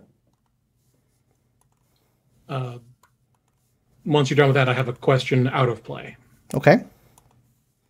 What's the DC? 13. Okay. Yeah, you get into her head. So right now she doesn't know I'm in her head. I'm just getting surface thoughts, but it lets me see what she's talking about. So it lets me understand if she's trying to actively lie to us, and I get a better mental picture of what is happening. Yeah, you don't think she's not lying to you at all. She's being completely honest with you about the Maverick, the Dangerous Business, about the dock, and you get a picture of the ship in the harbor. Where it is commonly docked. I mean, it's a ship, so it's not always docked in the same place, but it does have sort of a dedicated place that it docks. And you see a couple dozen faces kind of come through your head of burly longshoremen type, dock workers. And she's saying I mean, it's regularly patrolled, regularly guarded. They don't fuck around, right? It's, they don't advertise, but they also don't fuck around. So no walking up unannounced, trying to bluff our way in. You could try, but, I've heard, if it were any other time, you might be able to do that. But something's been happening in the past couple weeks with Dran Enterprises. They have gone silent. They have turtled up. They have increased security, big time. I'm not on the inside no more, but this is just what I hear, that they are dealing with some sort of threat, and I'm not sure. I don't know what it is. So they have gone completely walls up. So out of play, what exactly? Do please remind me, because even with my notes, I have terrible memory. What is our mission here? Is it just to find where they are? Is it to find and determine if they are behind all the attacks on AcqInc? Yeah, you are to find their headquarters and determine whether or not they are truly behind the attacks on Acquisitions Incorporated franchises. Okay. So this isn't necessarily a seek and destroy mission. right. This is more of a reconnaissance mission. In play. I understand, and I gesture at the various blood patches like on the walls and floors, that you may not be in their best graces. Do you still have anybody on the inside that you'd be able to get in touch with that would treat you positively? I don't think so. All right. The person that I know that still works for them sold me out. Apparently she sent you lot to come and, patch that up. But that's what I know. I think if we go back and talk to her, she may have a better angle on all of this. She doesn't work for them. She's on the take. You know anyone who does? Not even that you would be able to put in a good word for us, since that obviously isn't going to happen. I know a couple folks, but I wouldn't be able to talk to them or In as much as I'm willing to risk your compartmentalization in all of this, first of all, as an aside, why are you staying in Luskin? Shouldn't you be leaving since they want you dead? Yeah, well, I thought I could ride the line, but this is the first time that they've actually sent anyone to deal with me. And so I may or may not, but I gotta say, if you have an ambition to really disrupt the piratical prosthesis market, this is the fucking city you gotta be in. I can't do this any other place and get anywhere like a positive margin. You might have to rebrand then, potentially. Listen, motherfucker, girl's got a dream. Will, it's an aside. Sorry, didn't mean to disrail. Back on topic. I understand that they've gone walls up, but that doesn't mean that they've stopped doing business. I couldn't say. I'm telling you, they aren't doing the business that they're normally doing. They are. Question. Have you been on the what was it? The terrible business? Or The dangerous business? Yeah, I've been there. All right. Have you been on the Maverick? Once or twice. I'm actually actively, like, as I'm asking these questions, getting like the image of what these places look like. Give me a wisdom saving throw. I get advantage because I'm awesome. Because you're little green. Oh, I was almost double ones. What the hell? Oof. I got a 10. 10. Yeah, you are trying to probe into her mind, and when you start to try and go get specifics about the Maverick, you just see this. It's subtle, but you just see this sort of hole in her memory that you feel it start to almost drag you down into nothingness. Yeah, got it. But you're able. You can't see past it. Got it. He'll won't do it. This is mostly surface stuff. I wasn't trying to dig deep. What I was trying to do is just when her mind brought up those things, her brain would naturally. Yeah, you can see around it. So when she says, "Yeah, I've been there," but you can tell she's not she's yeah, I've been there, but then her brain glosses over any details that she might have, and then it comes back to her leaving. Yeah, right. And she doesn't seem to notice that it's happening. Right. So, if you could give us the people that we could try to reach out and contact for a legitimate business attempt, an attempt to make a business connection. I can give you some names. I haven't seen any of them or heard of any of them in the city in a couple weeks. We'll do our own footwork. Really, we need a direction. We need to know which haystack to look at. And she's I saw you going over old Hoffman's body there. Did you get a pin? That's kind of a key. It gets you into the magic doors. Fascinating. that are on the dangerous business then. That are on the dangerous business that head to the various locations. Now, I know I know there's some kind of system about what door goes where, and they change it up a lot. So I can't tell you, you go through that door and you get onto the Magnook. I can't tell you that. And they change it up. They don't just change, like, the code, but they change the whole system pretty regularly. So... And you don't know who's been, like, assaulting Dran Enterprises or anything like that? I mean, I would buy him a fucking drink if I did. Oh, yeah, I mean, that's fair. I'm just saying you're... No, I don't know. They have gone quiet. They have pulled in, walls up. That's what's happening. So, I mean, in my opinion, if you want to get in, you gotta get on that boat. No, I understand. Thank you. We can look into that, I suppose.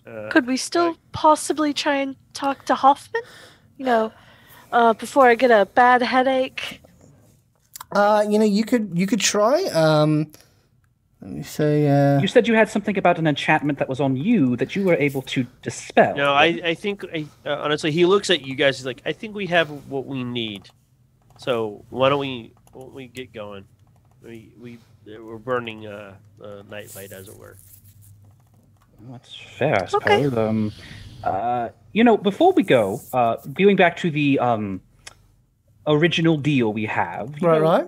Do you remember the friend, not friend, the doorman at the Fishbone Tavern? Oh, Zorb? Yeah, he's a sweetie. Well, dumb as a rocks, but a sweetie. Right. Did you see him when he went through his recent, injury, losing all his teeth after all? No. I heard that a goblin ate his teeth. That's what I heard. We all want to know. I promise you, we all want to know. But nonetheless, I don't suppose your prosthesis could do something for that situation. He has a solution right now, but I feel that he might need. Yeah, am I looking over like what? I feel like there might be. No, explain yourself.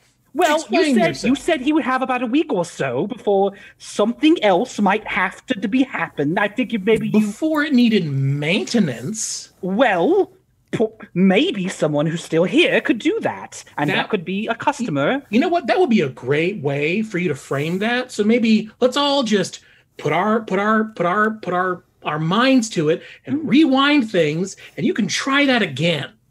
Try that again, Elbow. Sure. I believe in you. Try it again. Okay, fine. We can do that. So you remember Zorb? He has this amazing contraption that has been designed in his mouth, and it might need some touching up, maybe even some adjustments after about a week or so. And maybe you could be that person to, keep the oil going and all that. What do you think of that? I think you two should fucking get it over with.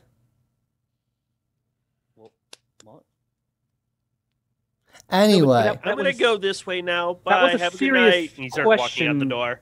You said you wanted someone to work with the prosthesis you have.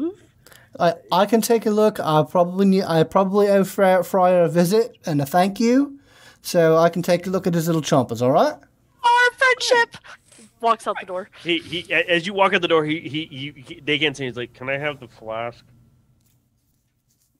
Yeah.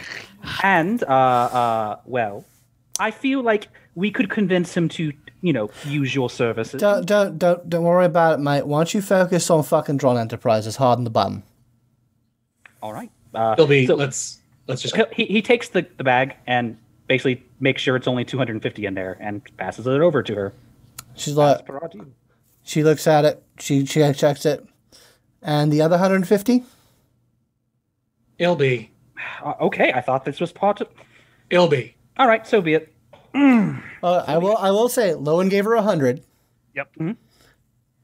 So she said that she would lower it to 500 and then do 250 if she could have a paying customer. There's no guarantee of that. Stuff. Okay. Fair enough. Ilby goes, okay, well, put his hands up and be like, so be it. Thank you. And she's like, all right, well, best of luck to you. If you have any other questions about giving him the old Roger Dodger, you know where to find me. Sure. Yep, absolutely. And he starts to walk out and goes, boy, she was really just not working. We'll be in touch. We might be sending you a courier if you see this logo, and I'll pull out just the reliquary stamp. Mm-hmm. It's from us. All right, will do. Have a nice day. You too. The last thing you see is her just picking up the bone saw. The door closes. And that goes into my memory hole. It's where I put all the memories I don't want to remember anymore. I was just trying to save us some gold. No, I'm going to walk, as we're walking back, it's like, really didn't like her. I'm happy we saved her. Like, the other alternative is she would have had to kill them. These guys were murderers, you know. No, so, I don't care. She just took so much joy in it. I will say that welcome to the fascinating world of moral quandaries, because, Lowin, their suffering is now entirely your fault. Well, that was mean. It is completely 100% true. If you had let them die, we fought them. We have let plenty of things die because they tried to murder us or murder something else that we were trying to have them not murder. We killed them.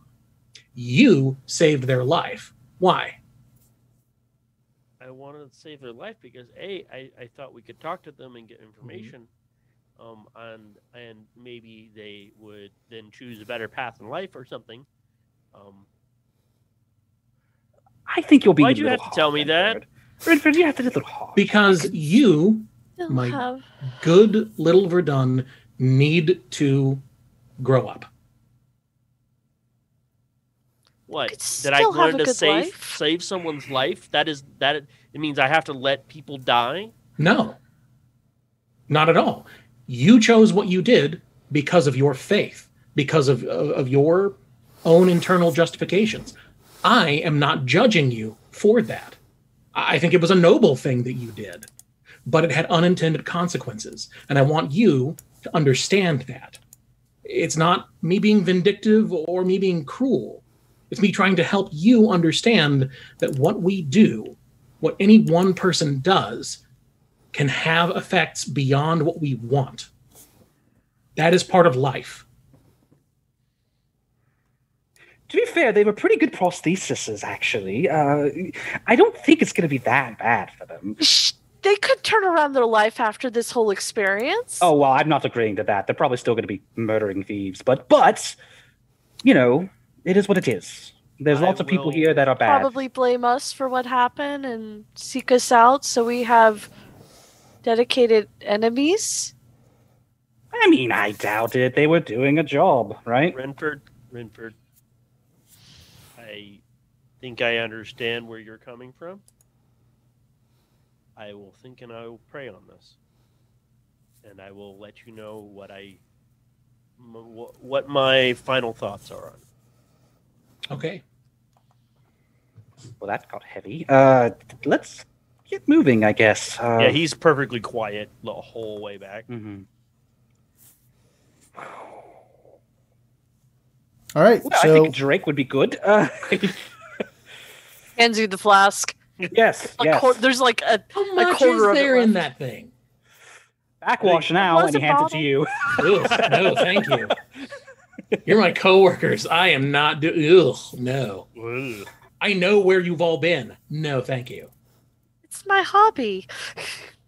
Drinking is my If hobby. it were just you, I think I'd be brew okay. it myself, thank you. But No, now I you think- understand why I drink. If it was just you, if it was just your backwash, I think I'd be okay. But it's everyone's. I think your drink was great, and I liked sharing that experience, unlike a certain fuddy-duddy. Wow, was that really hard to issue a compliment to Guys. someone's work?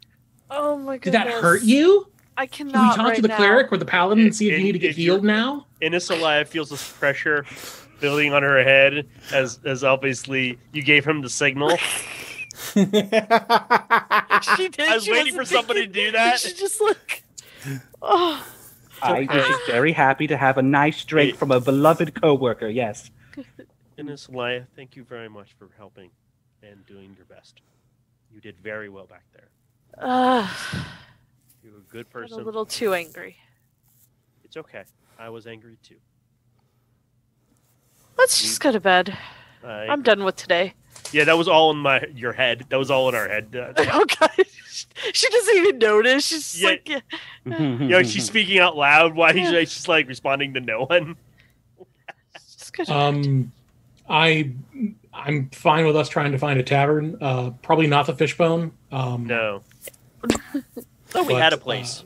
You guys have a tavern name that you can go to and take a rest. So you guys, Lazy Cockatrice. Yeah, the Lazy Cockatrice. That's right. Yeah. You guys can head back to there. Take a short or a long rest. Your option. We could take a short and then try to hit the thing tonight before anyone knows anything's up. As your dungeon master, I'm going to tell you that you are not going to have an opportunity to get a long rest for a while. Okay, we're going to take a What's long rest. Long rest. Yes, we have a lot to work out after all. Yeah. So you guys head back, head to your time, and you know where this is where the dangerous business is in the docks. So how are you guys approaching this? So we have my thoughts on it, and I'll put them out there. We don't have to do anything. I'm just what I've been ideating over. We have two different ways of doing this. One, we can go in wands blazing and make a effectively frontal assault on possibly one of the most well-guarded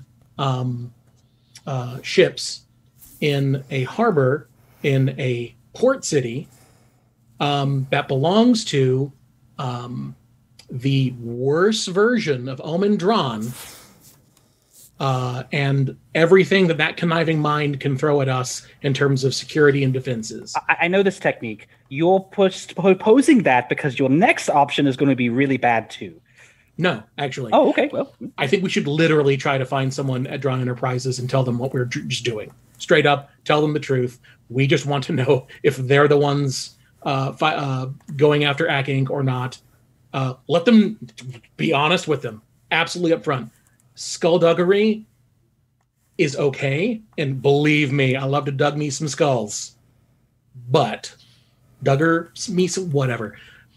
Occasionally, every once in a while, you got to throw them a curveball by not throwing them a curveball. Yeah, I think I understand the logic. They're really good at skullduggery, Mm-hmm. so the thing you want to throw at them is the thing they're not good at, which is being completely honest and transparent. So you're saying that we just walk up to them and be like, "We're from Acquisitions Incorporated."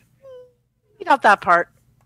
Just like maybe even, but be honest and upfront with them, and just tell them what we're trying to do. Let them know that.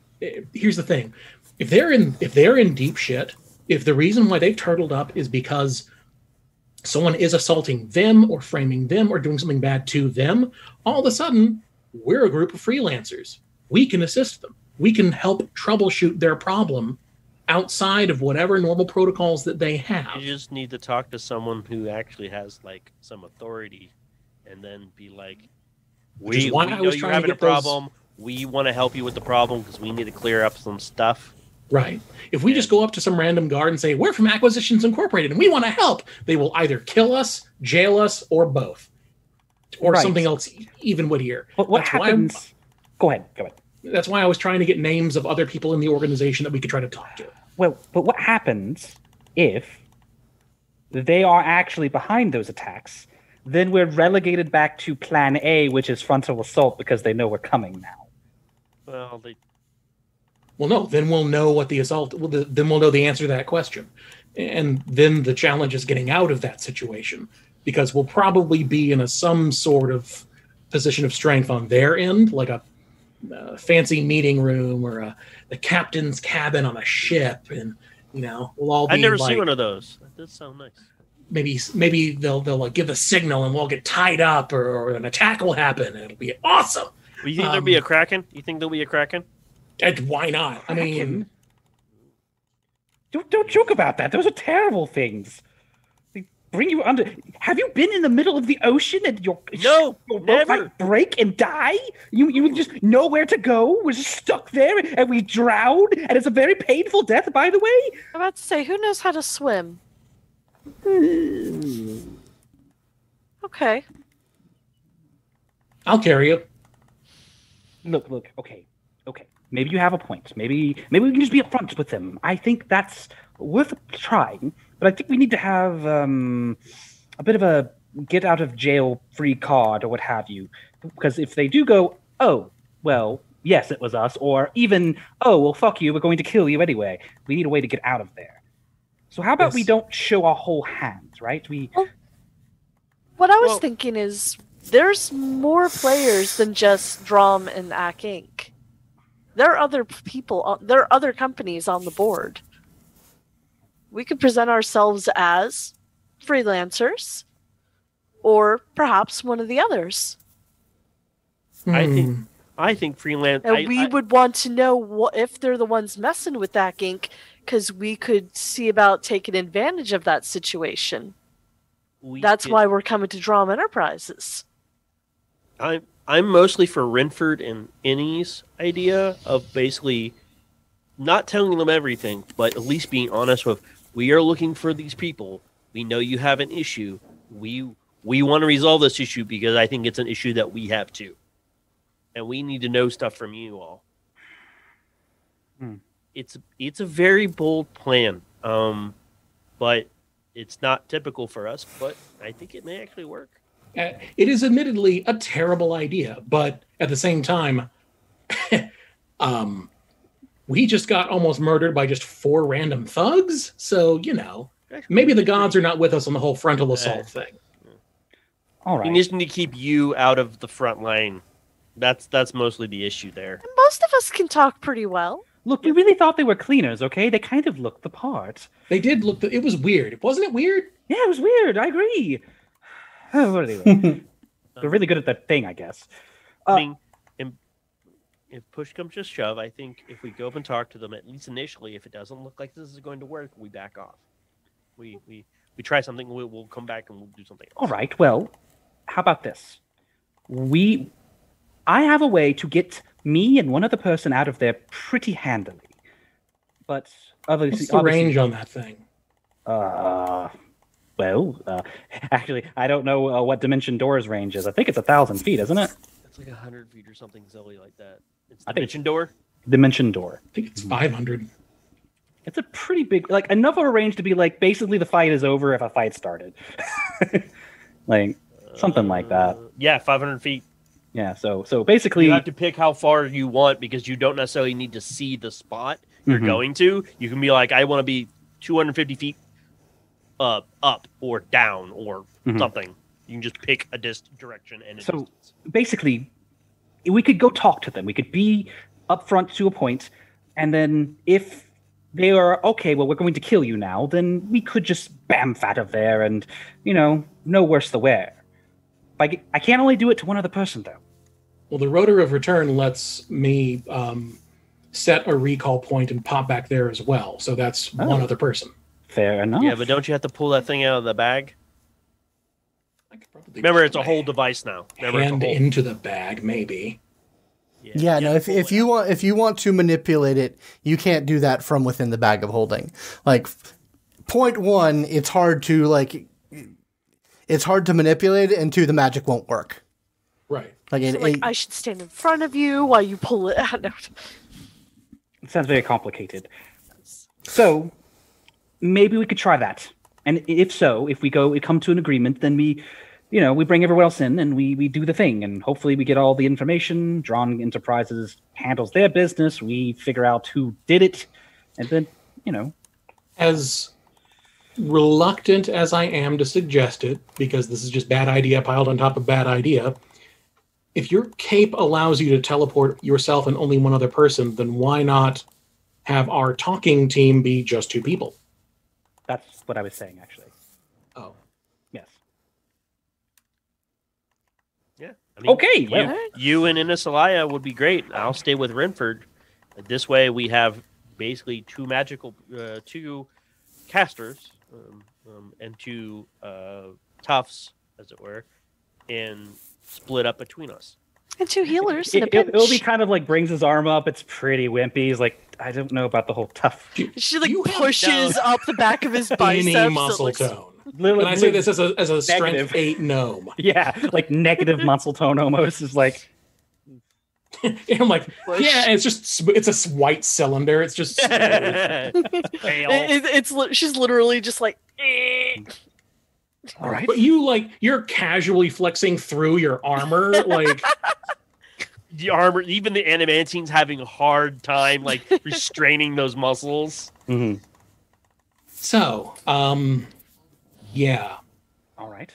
Now the problem, if we do want to pursue that, the problem is who do we talk to? Because again, random thug on the dock is not going to be a person that we can really, I don't think. Why don't you talk to Friar and get a direct connection of who she talks to directly? She had more direct contact with them than...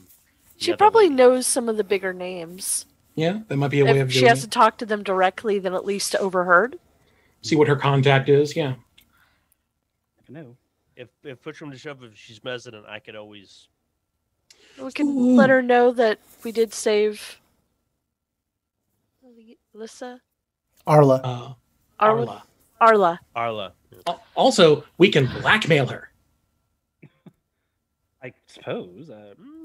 We can threaten her that if she doesn't give us the information that we need, someone who will actually be able to talk with us and help us out, then we'll let Dran Enterprises know through a lower level contact that she tipped us off and that the hit squad was foiled. I don't think that's going to be necessary. Let's keep that in the back pocket. Probably not, but just that Zorb guy is pretty big. I don't want to have to tango with him, and I'm pretty sure that's exactly. So he's got some really dangerous teeth. Who made those? I don't know who made those at all. Good craftsmanship, though. We thank you. I don't know. Like I said, I don't know who made them. So, I mean, you didn't make them.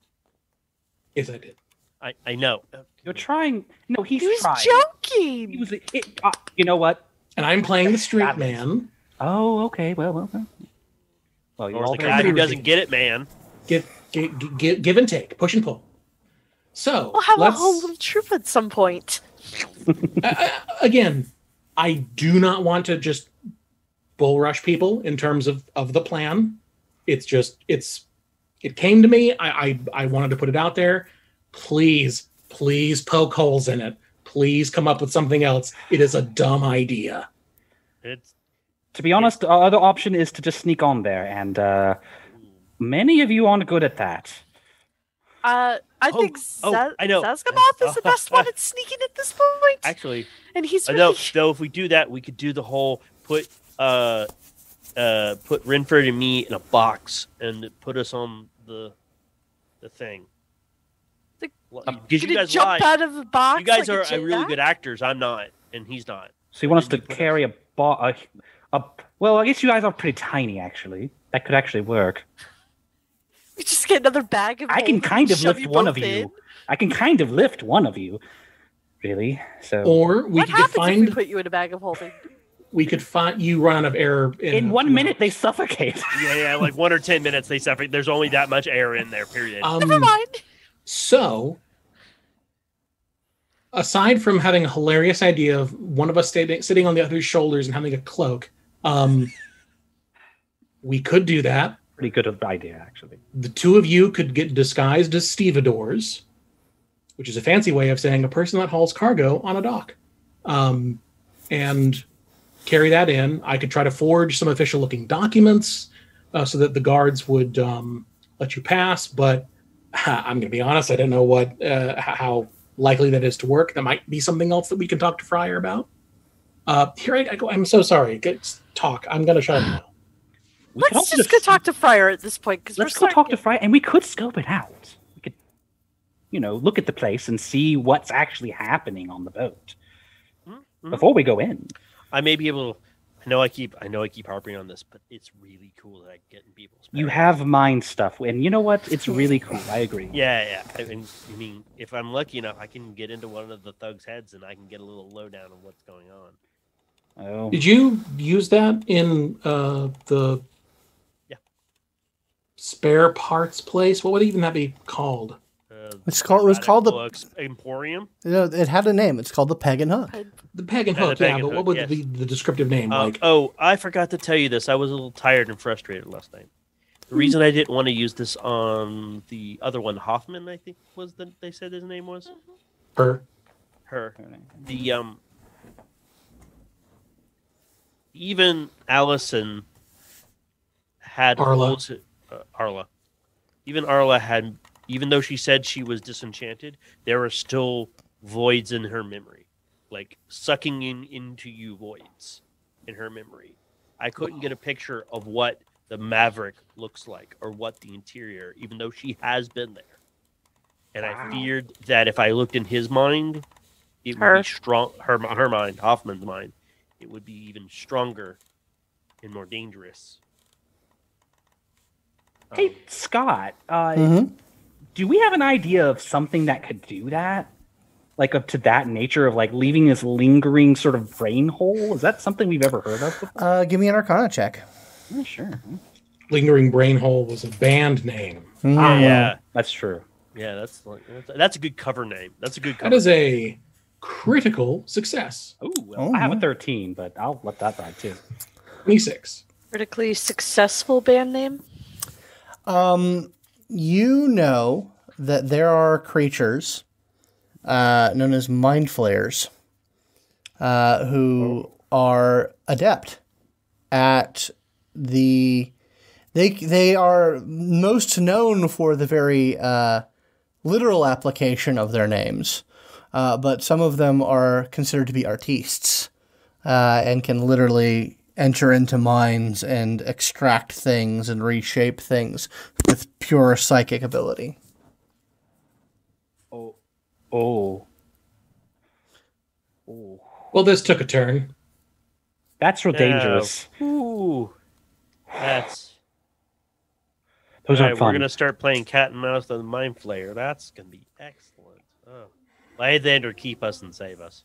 With a critical success, I'll also let you know that. Ray, you're muted, by the way. Thanks. Yeah. With a critical success, I'll also let you know that you remember from like auditing a psionics class that there was starting to be like experimental research on replicating that kind of psychic fuckery using mystical means, arcane means. So it's not outside of the realm of possibility that it's not. It wouldn't be a mind flayer per se, but someone cooking with that gas. Yeah. A Oh, boy. mentalist, if you will. Yeah, that's that's some heavy shit. Yes. Must be on the Maverick. Whoever's doing it must be on the Maverick. It certainly is if I were doing it, I would certainly not want to be anywhere where someone who's I would not want anyone casually running across what I was doing if I were performing magical psychic surgery on people. I don't think we're just going to be able to walk in. I just don't. Fight our way in? Probably not. What I mean is, I don't think we can just hope that they'll use logic and reason, because if they have someone fucking with people's brains, we don't know who's on the take and who's just, who's not themselves anymore, I think speculation. I think what we're going to do is talk to Fryer.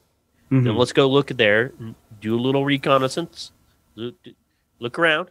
I can disguise myself. I can look like a whole bunch of other different people. I can just walk by the dock. Yeah. So to Fryer first. Okay, you guys are heading to Friar? Yeah, we'll head to Fryer first. Okay, you guys head back to the Fishbone. As the players faffed around for an hour. It's We're fine. real good at that. Yeah. It's fine. This is literally the part of the adventure of the PCs come up with a plan. Yep. Yeah, you guys head back to the Fishbone. You guys see Zorb there, just smiling away with his mechanical shark teeth. He's like, "Hi, people, my chompers are real good." Looking good. Definitely Enjoying make solid food. He's like, "I've been working on something." "Oh yeah, you know, it's great. I've been working on something." And he like pulls out like this crude drawing of like him and a goblin, and like plus teeth equal teeth. Chomp chomp. Look, it's all coming together. I think so. You're gonna have to work on the whole getting the teeth thing. Once I get the gobbo, Yeah. Okay, fair. I got the chompers. I can eat their teeth. Of course, what's going to stop them from getting your new teeth? Oh no! Ilby. I have to poke the hole. Okay, that's what I do. Mm-hmm. I do. All right. It's all falling apart. Zorb, you know what? There are many blessings in life from the gods. Rynford gave you the blessing of these new chompers, and I want you to take them, and I think be happy with them. Maybe you were always meant to have the chompers and not your normal teeth. It's not about getting my normal teeth back. It's about balancing the scales. Oh, yeah, there is that. A goblin eat my teeth. Yeah. Are you going to eat their teeth? Yes, that's Yes, I'll have to eat their teeth. Well, not their teeth, because I did crush that goblin's head. But I gotta find one. Gotta find one and eat his teeth. Okay, so any goblin will do. No, Zorb, back up. You've already killed the goblin that ate your teeth? Fuck yeah, the motherfucker ate me teeth. Then the scales are already kind of balanced. You shouldn't just take the teeth of some random goblin. He didn't take your teeth. Yeah, but I couldn't eat his teeth. Here's the thing. I didn't have teeth at the time. B, if I had the teeth that he ate, I couldn't eat his teeth. Goblin teeth's very hard and bitey. Human teeth can't eat teeth. But my point is, you've already killed. You can't eat the teeth of the one who ate your teeth, and now you want to go find a random goblin with your chompers and eat their teeth. Yeah, the math checks out. All that does is perpetuate the cycle of revenge. Yeah, but goblins ain't people. I point at Lowin. We've established it. You're a Verdan, right? Yes. You're not a gobbo. You said you're not a gobbo. He's not. I am not a goblin. I'm not trying to eat your teeth, little man. But Then I know, but you shouldn't eat an innocent goblin's teeth either. There ain't no such thing as an innocent goblin. We can't condemn an entire race now, can we? Though I will maintain my racism, and Wizards of the Coast can't stop me. Sorry, I had to do that. hopefully they're going to stop them pretty soon, though. Yeah. That's That was not actually sad. I just had to do it. Speaking of zeitgeists, Yeah. Zorb, all I can recommend, I cannot stop. He's like, I'm going to go back to the drawing board because you really threw me for a loop with the whole what if they eat my new teeth. Please think harder on this. Yeah, I'm going to really have to find a way to protect my new teeth. That's a better idea. I like that. I like that thinking. Yeah, because if they get my new teeth and they eat them, then I'm just right back where I fucking started. Right. Agreed. Right. You're going to get this down, I think. First thing, go someplace where goblins aren't that can get to your teeth. I think that's step one. I don't know, man. Eyes on the fucking prize, mate. He leans into Lowin and be like, I think he just needs this purpose, okay? That's fine. But anyways, Zorb, thank you. God's bless. We're going to go and talk to Fry. Good win. All right. Friar. All right, have a good time. He pulls out his piece of paper and like scratches something out and like. I view it almost How like a do I- chalkboard, yeah. like it's a piece of chalk, like it's just a slab of chalk, and Like there's Where's the flask again? there's just like a big like circled thing that says "eat a goblin's teeth," and then like he like completely redoes the flow chart. so he's like reminder. Yeah. The goblin's teeth. Well, that's the eternal endpoint. Like you got to work towards the goal. Just curve around him to go inside. Yeah, we'll all just. Yeah. God, you guys trying to kill me. Yeah. No. Fuck you. All right. So yeah, you guys head back into the fishbone. It's a little less populated now. It's just let's see. It's just Friar and that dude. The guy in the long coast is actually like passed out at his the table. mysterious guy. Yeah. Does anyone want to make me a medicine check real quick? Yeah, I'll do that. It was. Well, Wow, I've rolled terribly tonight. I got a 6. 6. I mean, I guess I could roll just to see what happens. Oh my god. 16. 16. wow. Show us up, Ilby. Okay. Yeah. When you walk in and like you look over to this guy, Ilby, you sniff, and you smell like you're pretty sure what you're smelling is a bad wound, like something that's gotten like septically infected. It kind of looks over to Friar. You know, something smells weird in here. Is that guy okay? She's like, he likes to be left to his own, but he passed out a couple hours ago. He's gonna go over and kind of try to turn him over. Okay, old man, come on. Just, Yeah, you sort of turn him over, and like turn him onto his side, and you see his hand, his arm is like heavily bandaged, and it is just oozing blood and pus. It looks like his hand has been cut off. And he is like his eyes are open, but they're not tracking on anything. Lowin, this is your department. Look at his hand. I will go. Okay. We'll attempt to what's this cure disease thing. Little spell. I mean, that is a spell, yes. Can't remember what. Actually, lay on hands can do something like that. If there's a disease involved. Actually, lay on hands can get rid of disease. You know, we could try. Oh, yeah, you're right. We could try the medical stuff first, though. Yeah. I will attempt to medicine him and then probably pump a cure. I'll cure a cure light wounds into him. Okay, yeah. ER theme. Da, da, da, da, da, da, da, da. That's better. That's a dirty 20 on the medicine, and I will do a cure wounds. Okay. He's not dead, is he? No, he's not dead. He's Okay. like he's passed like on your medicine check, he is in septic shock. Okay, yeah. And I'm healing total of 9 hit points off of him. Yeah, you rush some healing energy over his hand. You actually see as you're moving him over and seeing him, you see where his hand just sort of fell off. Well, there's your problem. Oh, there's your problem.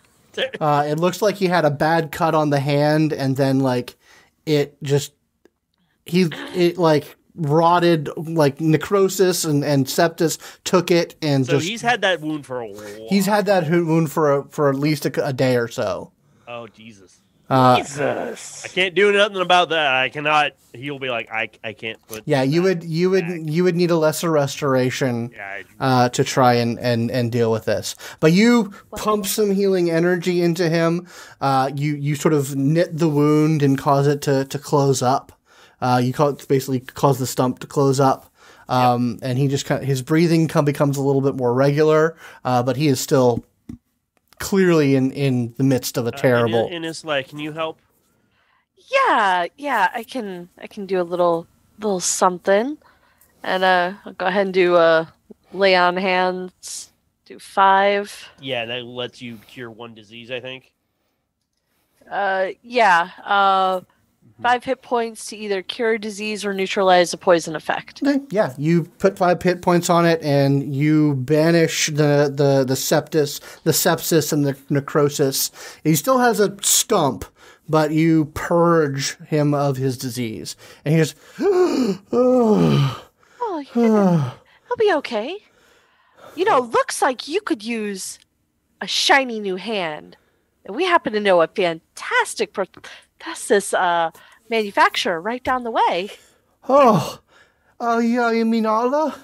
Yeah. Yeah, no, I thought about her, but she, I don't think I can afford her. Oh.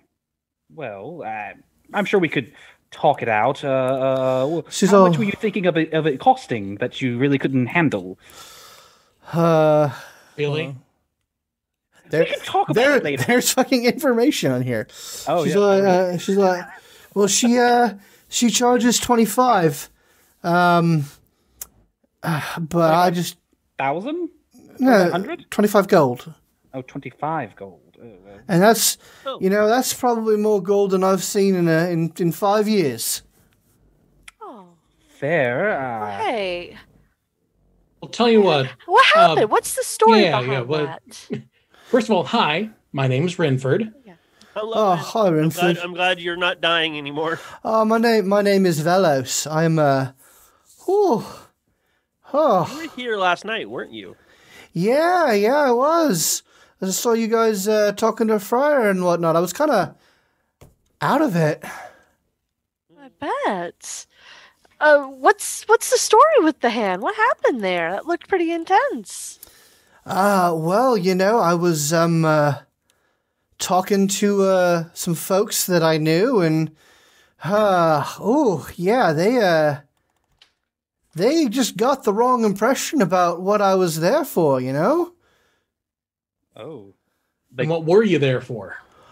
I was there just to, maybe improve my fortunes a bit. And what did they think you were there for?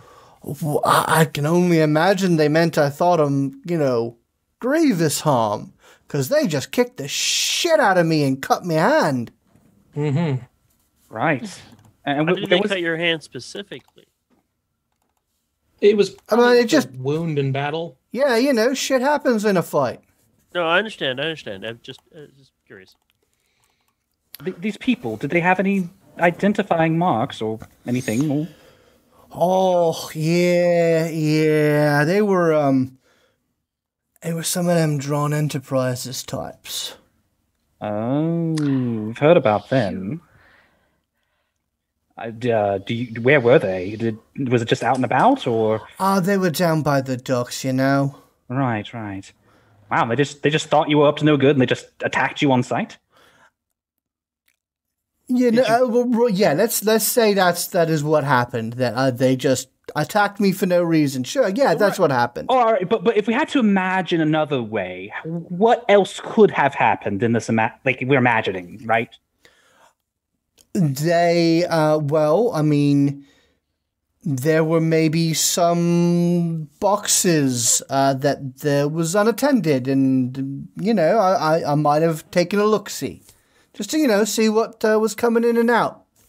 Okay. Well, and what was coming in and out? Lots of salt pork, some wine. Some good, dry goods. Things they needed to have. Nothing fancy, though. Nothing fancy, but I guess they just didn't like me taking a look, and I had to do myself a bunk. Well, that's unfortunate. Unfortunately, the business is pretty dangerous sometimes. Yeah. Oh boy. Well, all things being equal, I guess a hand is better than a life. That's true. That's true. Yeah, So, I'm realizing that. I'm sorry if I totally missed it, but where did you say this whole exchange happened? Oh, down by the docks, on the on the open shore. Near any ship in particular, or just? Yeah, it was by the Rogue. The Rogue. Gotcha. I Is that one of their ships? I didn't think it was, but they were sure around it. Called the Rogue? Huh. I mean, they probably have a lot of ships. Let's be honest. They're well heeled. Company.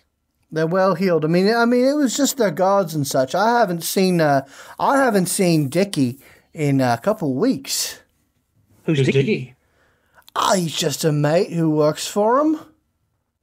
I see. So he used to come around here all the time, and Oh yeah, no, all sorts of Dran Enterprises folks came here for a bit of the spit and tackle, as it were. right. But they ain't been around. No, been a couple weeks. I see. So was this when you had this altercation? That was the first time you saw them? Saw anyone from Dran Enterprises in a while? Yeah, I mean, there's a difference between someone who works for Dran Enterprises and someone Dran Enterprises hires to guard their shit. Oh, that's true. Sure. No, I understand. So, Go ahead. Sorry. So it sounds like you've worked the dock sometime. Worked the dock. as it were. I've sought many an opportunity on the dock. Yeah. No judgment here. We're just talking about just talking about work, right? Mm-hmm. So would you say that you happen to have some pretty good, you have a pretty good sight on how the dock operates, where things are? Yeah. No, I know all about the dock, the ins and the outs. Okay. Well, we're looking for a particular ship there. We have a good idea of where it's at, but maybe we wanted to also, scope things out there, and we could use a guy like you, and it seems like you could use some money for a hand. Yes? I wouldn't mind it. Well, if So you're looking for a ship, huh? yes, we've been scoping something out. Scott, I'd like to roll insight on this guy to see. Obviously, we just healed him. Sure. Everything. Yeah. Go ahead. Getting screwed. Okay. Dirty 20. Yeah. This guy seems kind of simple, but he doesn't seem. You don't think he's Nothing playing? duplicitous. Yeah, he's not playing yet. He's just kind of a rube. He's just a bad thief. Yeah. Have you ever heard of the ship, the Dangerous Business? He says it quietly. Dangerous Business. Yeah. That's a tiny little ship. It's actually right next to the Rogue. So it is. Well, if you know that location well, do you think you might know a way to maybe get on that ship that would be lesser known or maybe less seen by the docks? Why would you want to get on the Dangerous Business? That's just a little dinghy. Well, that's Our really reasons are our own, and you're not getting 25 gold. Right. I'm just saying, I don't know of any reason why anyone would. It's like, I think it's some Ponce's pleasure craft. right. Like, it's just Been hired by some other pawns to fuck with his pleasure craft. all right. Hey. Leave it with that, really. So yeah. No, I know the place on the dock. I know. I mean, it's right by the Rogue. I think that Dran might have interest in the Rogue because the bully boys were all around it. Mm-hmm. So I could show you around. That'd be great. We'd really appreciate it. Right. And if we happen to perhaps need something done on that ship or one of those ships, and if you are willing to maybe, do a bit of a distraction job for us. I can make a heck of a distraction. I can't really. He kind of like waves his still kind of bloody, smelly stump. Like, not too good with the knife anymore. It's okay. No. You don't have to. No fighting. I you quick? can pull a distraction like anybody's business. Are you quick? I'm quick. Yeah. I'm a quick guy. I'll let your dirty 20 ride. He is not. He is not a quick. It is not a Not quick quick guy. enough. But you could make some extra coin by helping us distract. You know, you guys, I guess you guys used what? Some fucking magic on me and healed me up as best you could. Yeah, sure, you know, and if you're going to finance my replacement, I mean, do you think I could get it to do the hook on the hand? Well, that doesn't sound like a 25 gold job now, does it? I mean, that's you really could think bigger. She's really tied to the hook on the foot thing, and I'm not going to argue that. She is enthusiastic about it, but I am fairly confident that if you are insistent as the paying customer, that she will do whatever that you ask. Cool. All right. Yeah. No. Well. Yeah. I can definitely. We can come down. Let me see. Let me ask some folks who might know a little bit about more. Yeah. Yeah. We can get in touch with some of my mates, who work the docks as well, and we can try and find a good time for you guys to go. Fuck with some Ponce's yacht. All right. You are going to keep this under your... Is he wearing a hat? Yeah, he's wearing like a shitty tricorn hat. Yeah. Maybe you keep this all under your hat. Metaphor for we're not going to talk about it too loudly. Right? Oh, yeah, mum's a fucking word. I know some discreet lads who, we can have ourselves a little bang about this. Fair enough. Well, tell you what. He puts 10 gold in front of him. 10 now. 15 whenever we get the job done. All right? I like the sound of it.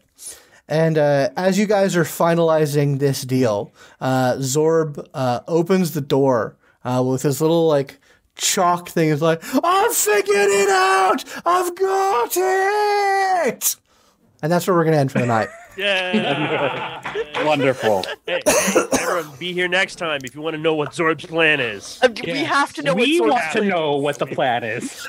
You know what? I'm going to spend some time devising what the teeth plan is.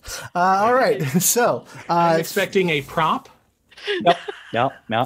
And you know what? I think that I, with my shitty artistic ability, can replicate the masterpiece that is Zorb's note. Mwah. Turn a weakness into a strength. Absolutely. So, thank you guys for playing. Thank you all out there for watching. If you want to support the show, you can go to patreon.com/Simulacra Studios.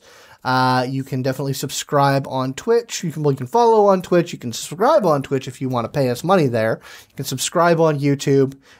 You can throw us bits in the bucket. But the best way that gets you the most bang for your buck is to go to the Patreon /Simulacra Studios. You get all sorts of behind the scenes goodies.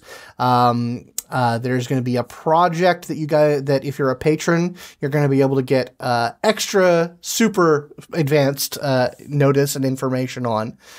So that I might actually be redoing the tiers to incorporate some new stuff that's coming down the pipe. But I absolutely 100% need to thank my $5 patrons, including Miss Mo Ferrer, Mr. James Davey, Mr. Michael Tyson, Mrs. Abby Peterson, Mr. David Haddad, and Mr. Eric Ramos. You guys have purchased my devotion and affection. But does anyone have anything they want to put out into the world before we head away? Like always, I don't think you do this very often. Make sure you're looking at Polyhedron if you want to hear more about me and Scott and our good friend Ryan about all things role playing. Go there. We're having a great time on our Discord and with our new patrons. So we're doing good stuff there. So if you like role playing, come check out. And again, Polyhedron or Polyhedron Podcast. Pretty much anywhere you can get a podcast. And becoming a patron gets you access to, gets you access to the Simulacra Studios Discord, which you can talk to everyone here. You can do all the good stuff there. But yeah, anybody else? Yeah, Nigel.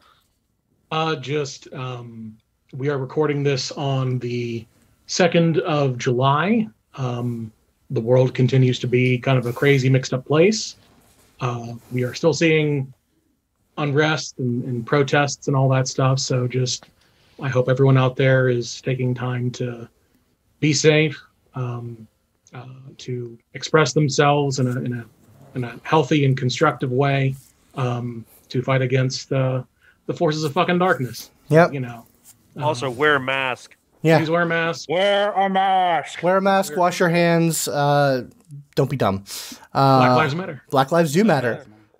And Ray?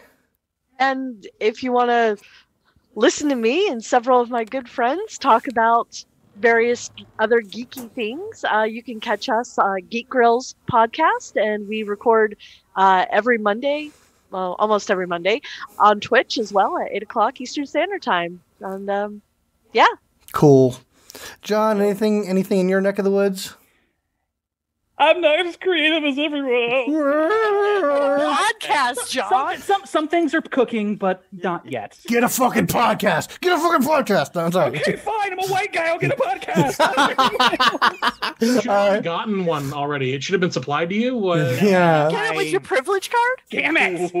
Oh, I forgot to get my privilege card. Oh, when you moved, did you not get that updated? Oh, that was stuck in the mail, I guess. Oh, Yeah, all right. Well, I at least can go into stores and not have people think I'm going to rob them. So I guess I'll take that. Yeah, but you know what you can do with that? You can rob them. I could rob Use them. your privilege to rob them. Use your privilege as a weapon. That's what we're saying, everyone. Yeah, absolutely. All right, enough of that. Good night. Bye. Good night. Good night. Oh, wait.